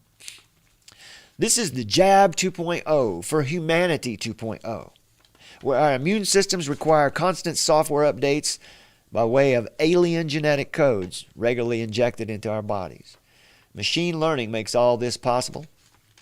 The article, titled Designing Vaccines, the Role of Artificial Intelligence in Digital Health, published by Bioprocess International in October of 2021, is equally celebratory, saying, according to the founder and executive chairman of the World Economic Forum, Klaus Schwab, the fourth industrial revolution is characterized by an unprecedented development and exponential growth of a high technology industry transforming society at every level. In particular, healthcare systems are evolving rapidly to adapt to the new reality.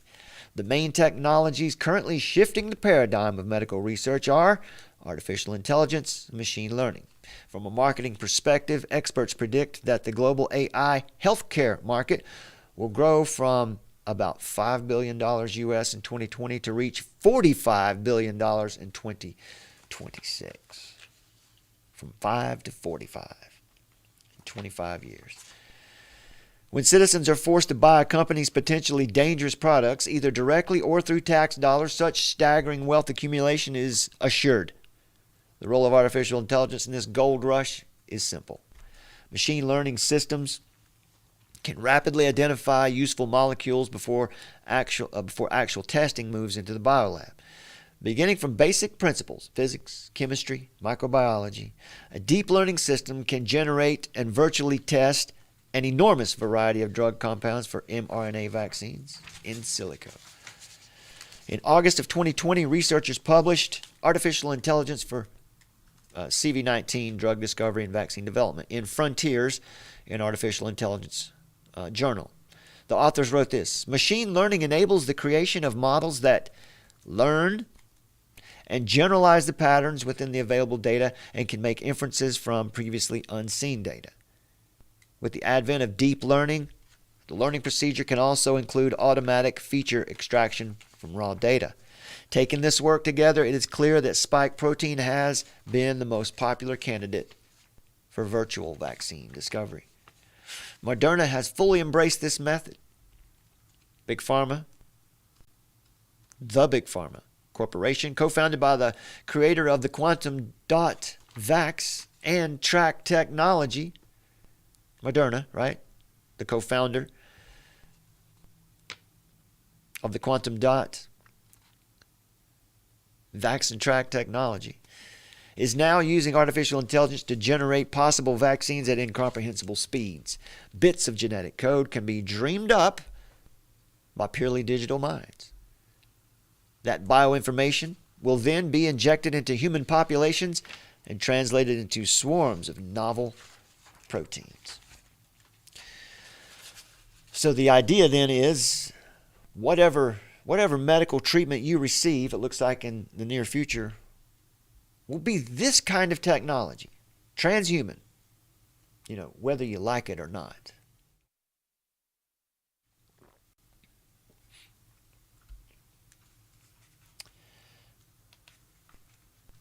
Now, since this all has to do with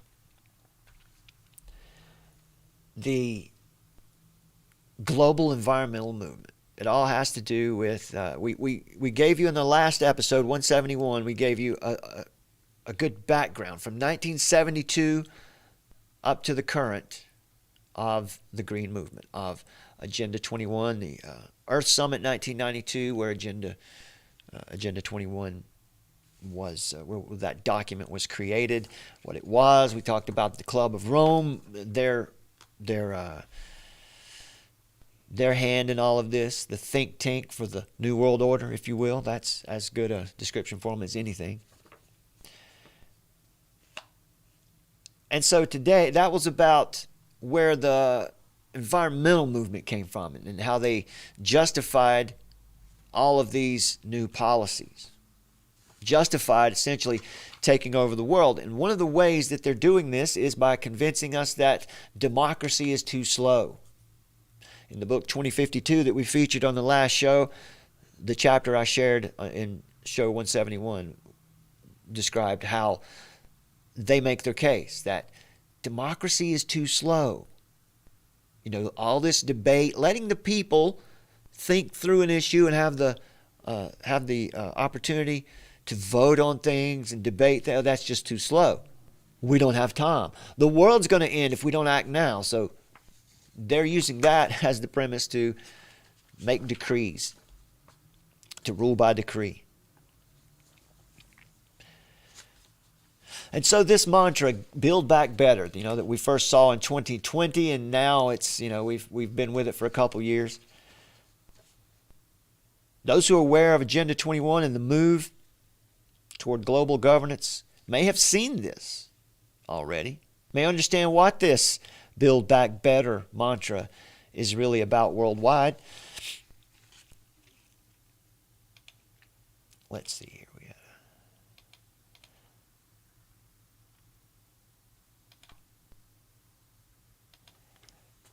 There we go. We got this from Northwestern Research Institute. I don't know much about them, but it's a good piece here. In the move toward worldwide socialism / communism, which clearly we've told you here that this is communitarianism, the United Nations began the transition in 1987 with Maurice Strong and Sustainable Development and the Wildlands Project. Sustainability was defined at that time by what is not sustainable, which is private property, fossil fuels, high meat intake, privately owned cars are not sustainable, air conditioning, not sustainable, logging dams, grazing of livestock, and more.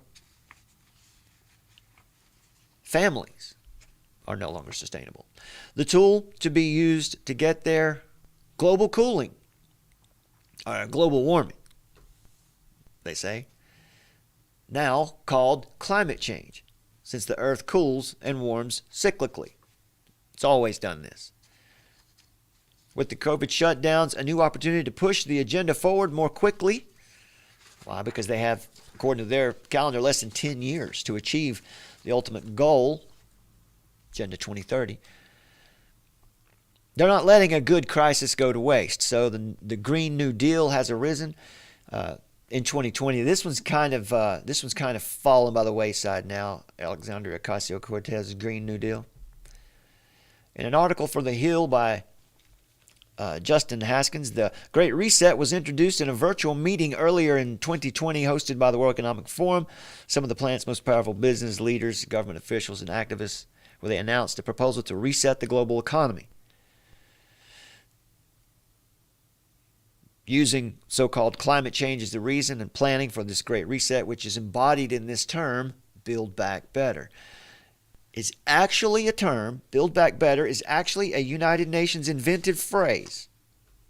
And what it actually means, of course, is more world government, more green taxes, more regulation, more expensive energy, more identity politics, more corporatism, and of course, less freedom, less entrepreneurialism.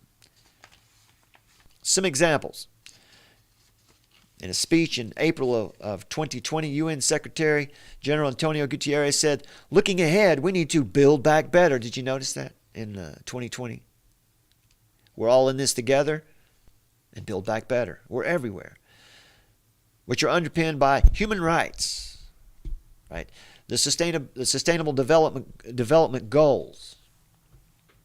need to build back better. Underpinned by human rights, these provide the framework for more inclusive and sustainable economies and societies. And the United Nations is using children to accomplish their goals of worldwide government. The United Nations Environmental Program, UNEP, they use the term build back better.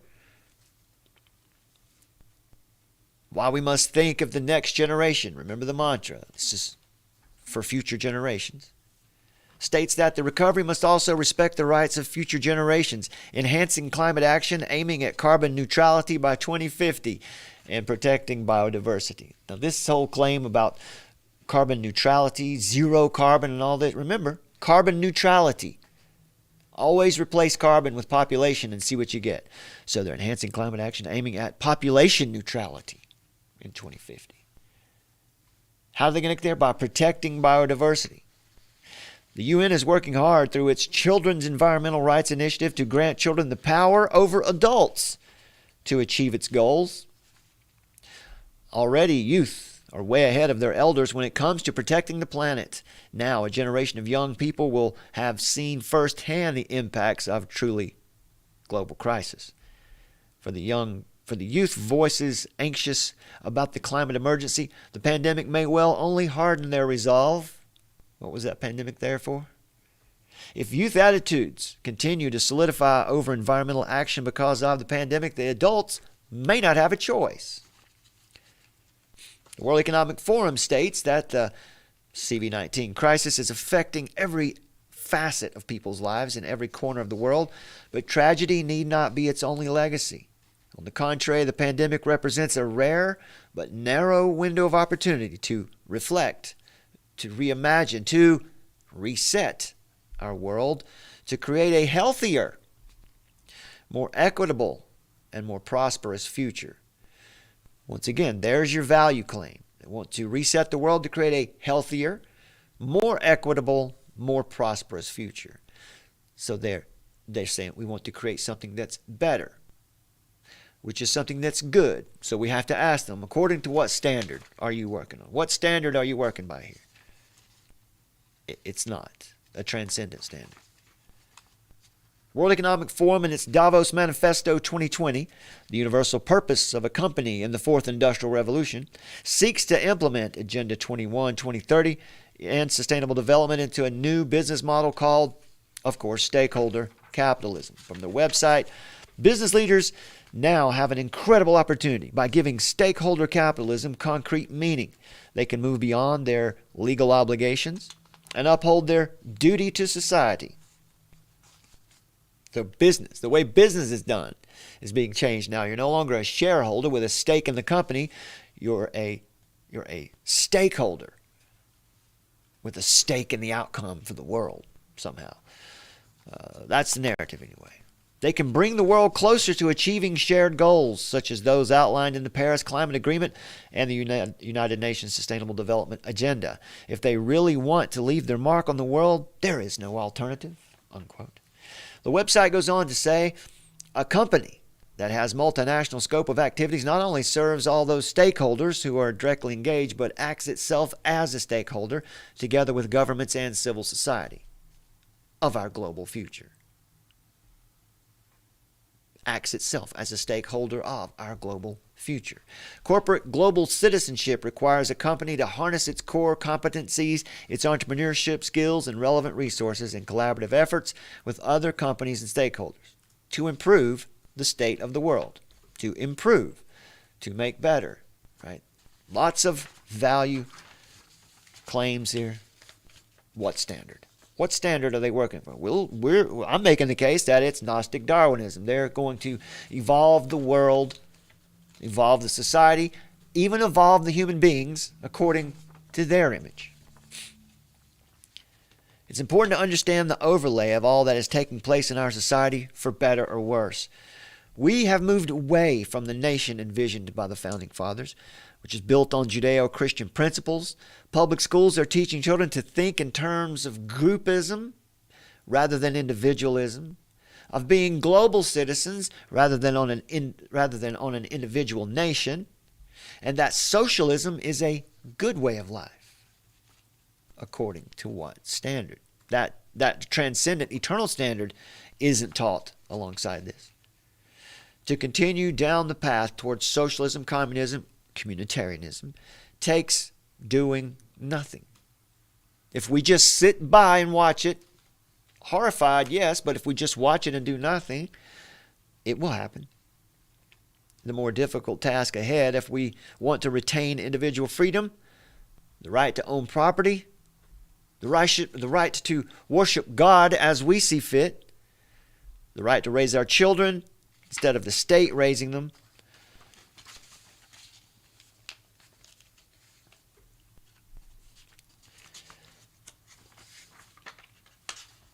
the rights of ours that are God-given, not state-granted, then our duty is to stand against the flow, speak, educate, and yes, to vote. I encourage you to do that. I encourage you to get involved in your local government.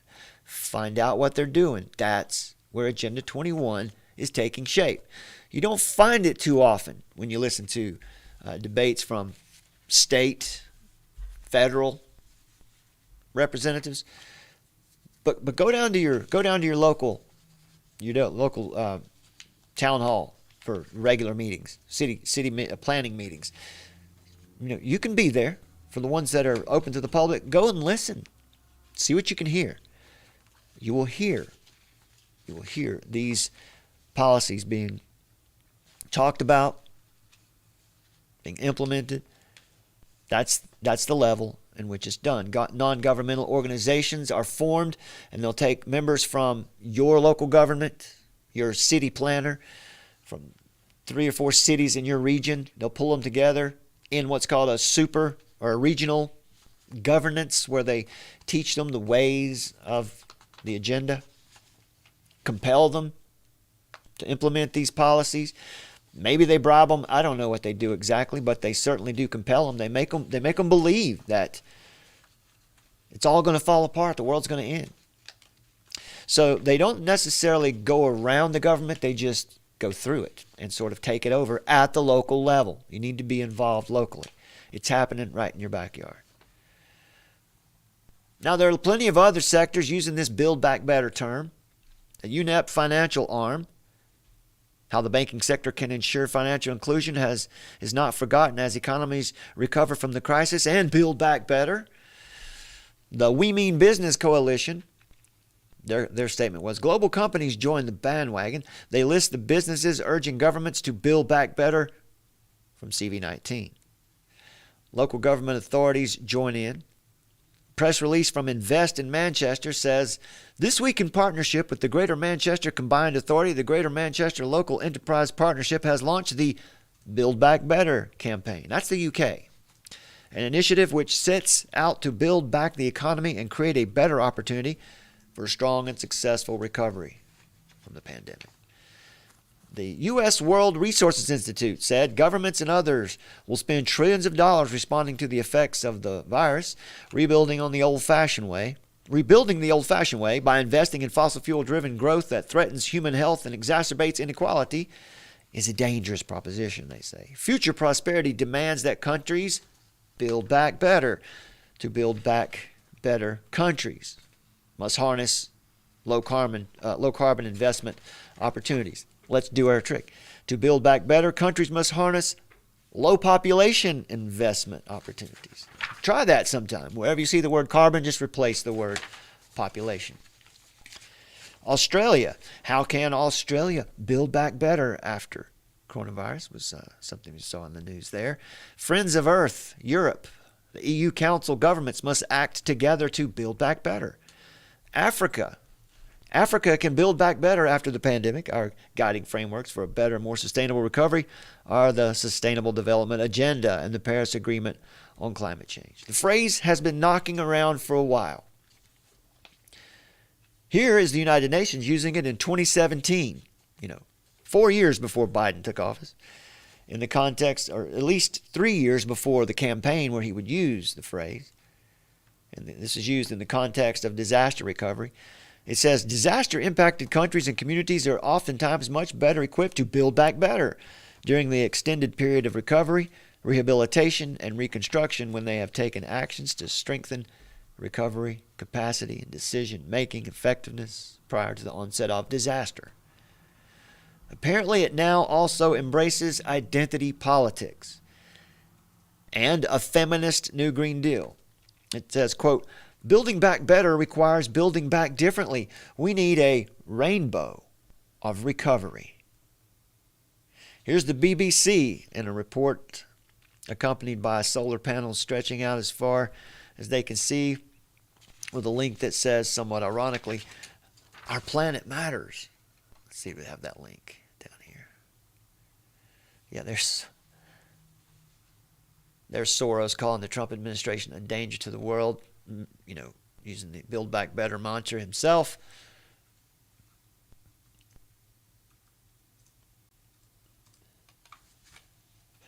Here's the BBC report, May 6th, 2020. So you could see Build Back Better is not just the campaign for Joe Biden and his administration. This has been around for a while. It's something that predated Biden. And so, since one of our duties here is to watch the narrative, evaluate the narrative, to see what's actually coming, I thought it might be interesting for you to note how this term has taken on a very specific meaning since it first appeared. That when you see the term Build Back Better, just know that has to do with the Sustainable Development Goals and nothing else. Transhumanism, Gnostic Darwinism, Christians are not immune from this. But it is an oxymoron, the fact that Christian transhumanism is trending. There are no common points of belief between transhumanism and Christianity. That doesn't stop the Christian transhuman movement from throwing in together. The resulting rhetoric doesn't make sense to either side, nor the public at large. So-called Christian transhumanism, or the attempts to blend the transhumanist agenda with the precepts of Christian theology, has been around for some time, but there has been a recent resurgence of interest in the project. The book, Religious Transhumanism and Its Critics, published in 2019, claims to offer first-hand testimony to the value of the transhumanist vision perceived by the religious mind. The volume includes contributions from a number of Christians. The Christian Transhumanist Association, formed in 2014, is actively dedicated to promoting transhumanism as a means of participating with God in the redemption, reconciliation, and renewal of the world. Gnosticism was perhaps the first Christian heresy, and here it is again. The problem with these efforts is that the transhumanist worldview and the Christian faith are incompatible. One cannot be a Christian transhumanist any more than one can be a Christian Buddhist or a Christian Muslim. Correct. Why? Because this transhumanist movement is a religion. Transhumanism is a futuristic social movement. Its adherents believe that immortality is attainable in the physical world through the wonders of applied technology.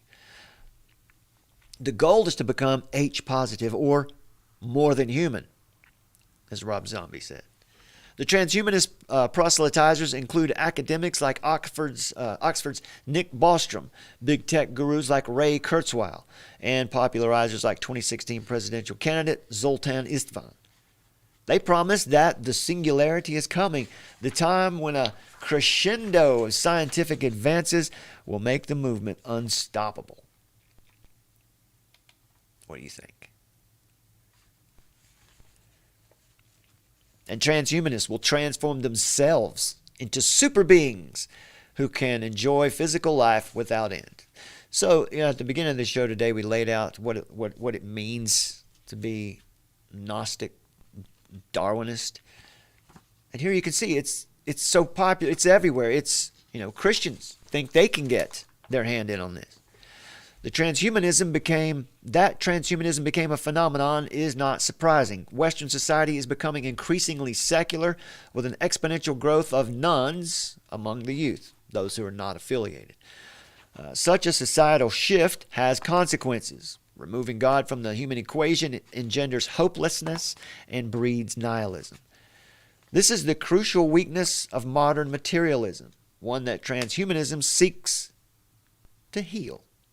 By offering adherents the hope of technological rescue from the ultimate obliteration of death, transhumanism offers non-believers a postmodern twist on faith's promise of eternal life. I can live forever. The transhumanist believes fervently. If we just develop the technology soon enough, by any attempt to merge transhumanism and Christianity is misguided. For the two are contradictory belief systems. Transhumanist dogma is entirely materialistic, as we'll make the case that it is Gnostic materialism. Its focus is solipsistic. Its purpose is eugenic. Moreover, it rejects basic Christian tenets like sin, the need for divine forgiveness, the value of redemptive suffering, and eternal salvation. To obfuscate that truth, the CTA website, Christian Transhumanist, assiduously avoids discussing the actual tenets of transhumanism, so it doesn't really talk about what it is. It offers jejune statements such as, we believe that God's mission involves the transformation and renewal of creation, and we seek growth and progress along every dimension of our humanity. In this way, the Christian transhumanist conflates the pursuit of technological advances, which Christians certainly can support, with transhumanism's fixation on technology as the savior. Nor does the Christian Transhumanist website discuss the means that transhumanists advocate plans to use to attain this utopian vision. They don't talk about how they're going to get there, not to mention their ethical implications. Some transhumanists hope to repeatedly renew their bodies through breeding clones as sources of organ replacements. Others plan to have their heads cryogenically frozen to allow eventual surgical attachment on a different body or cyborg. But transhumanists' greatest passion is to eternally save their minds as opposed to souls, which is not a transhumanist concept. Via uploading into computer programs, a concept known as digital immortality. This is hardly what the Apostle Paul meant when he asked the question, death, where is your sting? Grave, where is your victory? Transhumanists not only believe that life is too short, but that human capacities are inadequate. So the second great goal of transhumanism is morphological freedom. In other words, radical quality improvement.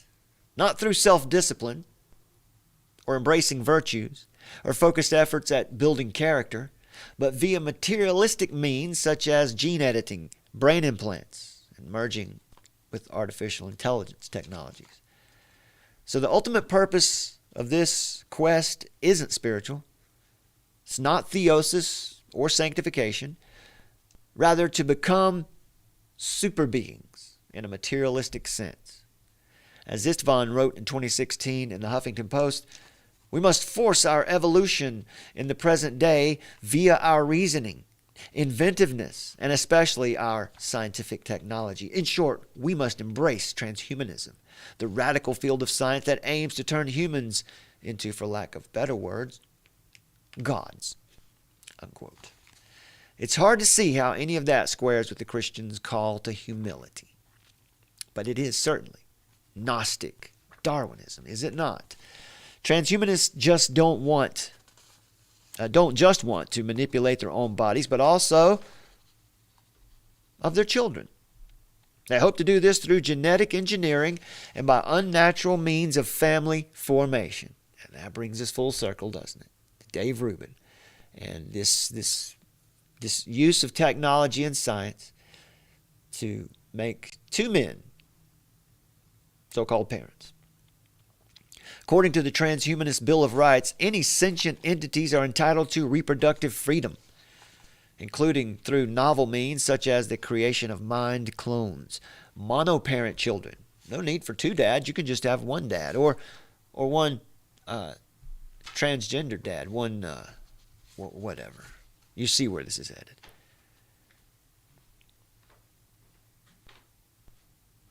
Or benevolent artificial general intelligence could be the parent, right? You can have a robot father. You can't say that that's a ridiculous idea, right? If we're using genetic material to produce babies for something that's not a family, well, why not? Why couldn't it be 5-10 years down the road where babies are being created to belong to a corporation, right? We talked about this before, where it's possible today to create, just as you've seen here with these two men. What's to stop a corporation from having its own child or children? It says, I haven't even gotten into how, by granting rights to artificial intelligence computers and proposing to upgrade animals into rational beings, the movement rejects Christianity's view of human uniqueness. And so does most of our society today by embracing what we've seen with Dave Rubin and the other guys here. Well, just to finish up with you today, I wanted to share a couple articles that were kind of interesting. Here's one for you. Joe Biden, to get his second booster, urges Congress to spend more on the pandemic. There he is, getting his booster on camera. This is from a couple days ago. Joe's not looking good. President Joe Biden on Wednesday urged lawmakers to secure more funding for his administration's response to the pandemic and warned of severe consequences for the nation if they don't authorize the money. He's threatening, isn't he? He says, this isn't partisan, it's medicine, right? It's science. Biden said in a speech from the White House while urging Congress to act immediately. The president said without the new funding, the U.S. will not be able to sustain its current testing capacity beyond June. Because we need to keep testing for whatever, right? Just keep testing. Testing is how we keep the pandemic going. Quote, even worse, if we need a different vaccine for the future to combat a new variant, we're not going to have enough money to purchase it. We can't allow that to happen, Biden said.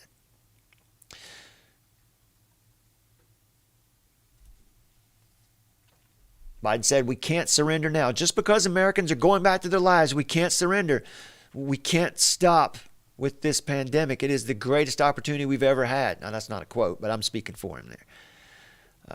He says, we're now in a new moment in this pandemic. It does not mean that it's over. It means that it no longer controls our lives, he said. Well, I think he wants it to control our lives.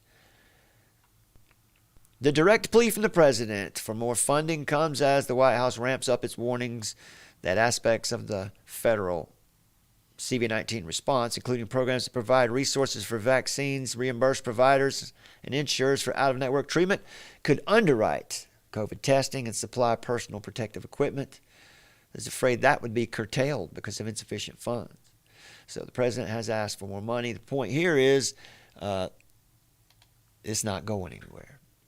We thought maybe the war was going to change things. It's not going anywhere. Here's another one.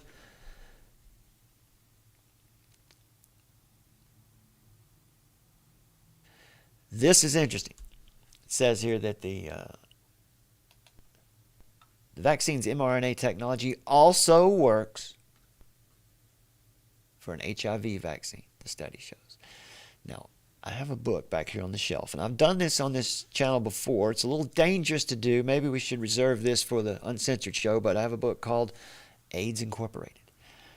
John Rappaport describes to us in plain terms. Things I can't say on this channel, but just to suffice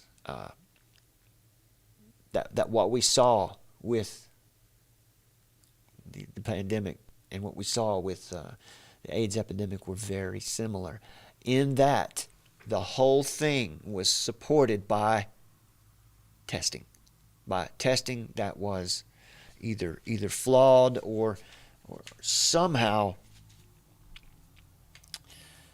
or testing that in our case here in the past couple of years, PCR testing is really just flawed. Testing, you can find whatever you want to, the way they're running those tests, but then years ago in the 80s for the AIDS epidemic, they were just finding something that was easily found and calling it this constellation of symptoms. It's just a little too nerve-wracking to try to talk about that here. We should probably bring that up on our uncensored show. So I just find it interesting that this is being said now. Here's the other one, that we're seeing these two things related now. You're seeing HIV and coronavirus related to one another. Here it is. Guess what? Guess what? All of those HIV drugs that were on the shelf that nobody could use, guess what? HIV drugs may lower COVID risk. COVID and flu co-infection raises risk of severe illness. Okay, so the point about this, as we find out from back here, the book, it's up there, AIDS Incorporated, is that these treatments, these HIV treatments, especially early on, were probably responsible for more deaths than any illness, than any virus that they may or may not have actually located and found. So it turns out that the treatment was what was killing people. The early treatments were making people sicker than the thing they were diagnosed with. Does that sound familiar? So I just wanted to, share that with you and give you that little insight. Isn't it interesting that now we're seeing these two things related, HIV and CV-19 together? Once again, two things that are so similar when we look at their history. We really do need to probably talk about this on the Uncensored show, so we'll be letting you know about that as soon as we can get one scheduled. And we'll at least we have a premise for that show now, don't we? This is weird. It's not weird. I guess it's expected. But I just wanted to share these, to add these on here at the end so you would see that it's not going anywhere. In fact, the narrative is shifting and turning. It's here to stay. Right? And as time goes on and it dies off, kind of like the AIDS epidemic did, something else will come along. Something else will be produced in its place.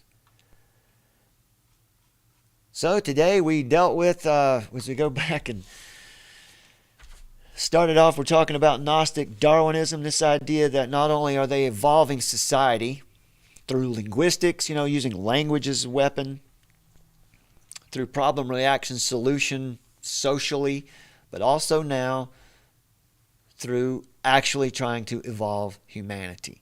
As Days of Noah said, probably they're just trying to restart humanity from scratch, or from as close to scratch as they can get. And here's one of those examples, thinking with a flawed worldview, with a very conservative commentator who was out on tour with Jordan Peterson for a couple years, loved by the conservatives, but when it comes down to it, in his own private life, he lives by a different standard. He lives by personal standard. He lives by a secular humanist standard. But overall, it's a form of Gnosticism where salvation is going to come by the knowledge that we can gain to recreate ourselves. So we hope that this series this week has been in some way educational for you and helpful to see a little more clearly what's going on in our world. If you would, please, folks, visit armoroftruth.net This is our website, and there is an ever-growing mix of stuff for you here. There's a blog here that says Brad's blog. You can read a couple of things that I've got up there. We'll be adding new stuff there very soon. And of course, the Culture Vault, curated by the lovely Summer herself. Plenty of edifying information there. Here's an article on the Ordo Salutis, the Order of Salvation, from G3, conference that we attended, some sovereign nations links, and also some articles to some of these the topics that we cover here on this show. She does a great job with that, so please check that out. And also, you can see this is a new section that we have on the site. Let's go back to the homepage. The Alcoholics Anonymous and 12-step programs, the truth about AA and 12-step programs. You'll find here, if you click on that link, you'll be taken here to this page where you'll find a statement that I prepared about our position here at Armor of Truth on 12-step groups. Why have we taken this position? Well, here we go. Here you'll have it. You'll understand why we've taken this position. And we have listed here links to our shows about Alcoholics Anonymous and 12-step programs. Why is it a cult? Why is it not a good place for a Christian to drop anchor? We didn't say it's not a good place for a Christian to be. We said it's not a good place for a Christian to remain. You can't drop anchor there. And so you can see that we've got four shows in the series now, 3 long form and one short form that's easier to share. And of course, we're not done with this. This is a very important topic that we want to cover in this ministry. We want to cover this in much more depth because, of course, there's Celebrate Recovery. There are the Christian versions of 12-step programs, which we also show you how it's not any better. It's not any better than Alcoholics Anonymous, and that there are solutions. There are actual solutions for Christians, and it's not that complicated. Right? Your pastor need not be, if you're a Christian and you suffer with addiction, your pastor need not be taken aback. I don't know what to do with this person. Addiction. No, it's the same thing. You know, as far as you'll see in our statement here, that when you're experiencing medical issues, withdrawal and things, you need a doctor for that, right? But when you're stabilized, then comes where people would end up in 12-step or some kind of program. That's the situation we're talking about. We're talking about that when it comes to, use the word recovery. Don't use the word disease because those are not relevant. We use a biblical standard, right? Your problem is sin. You are an image bearer of God, and your image has been broken. Your mirror that you reflect God with has been warped and broken, and that's what needs to be fixed. And if that is addressed, all the other issues will be too. Anyway, that's a brief summary of that. We just want you to know that that's there for you. This is an important topic for us, and we hope that you'll check it out and share it if you know anyone who is involved with this, or you yourself. We've dealt with quite a few people here so far who have reevaluated their situation. Okay. Please go to armoroftruth.net and click that donate tab if you don't mind, because more and more we need your help to continue to do this work. Thank you to those who have donated here recently. We appreciate that. We get your names up here in the scroll as we go away. If you've donated recently, your name's not there. It'll be there soon. Just be patient for that. And we need your help. We won't be able to stay here if we don't receive your help. We are we're funded by you. We don't have sponsors. We're funded by you, the public. So we need your support. And we thank you for those who have supported us so far. Okay, my friends. Lord willing, we'll see you again here on Tuesday. It'll be our next live show for Armor of Truth Live, number 173. God bless you, my friends. Armor of Truth. Live.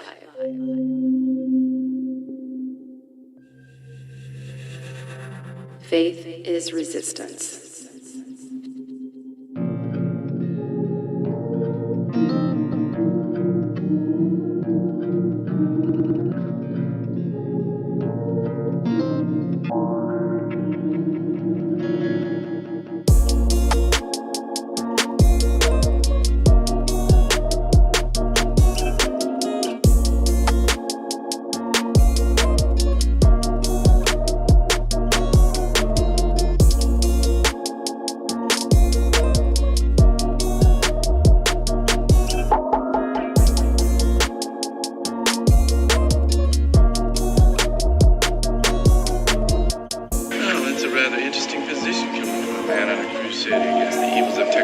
I'm not against technology, Doctor.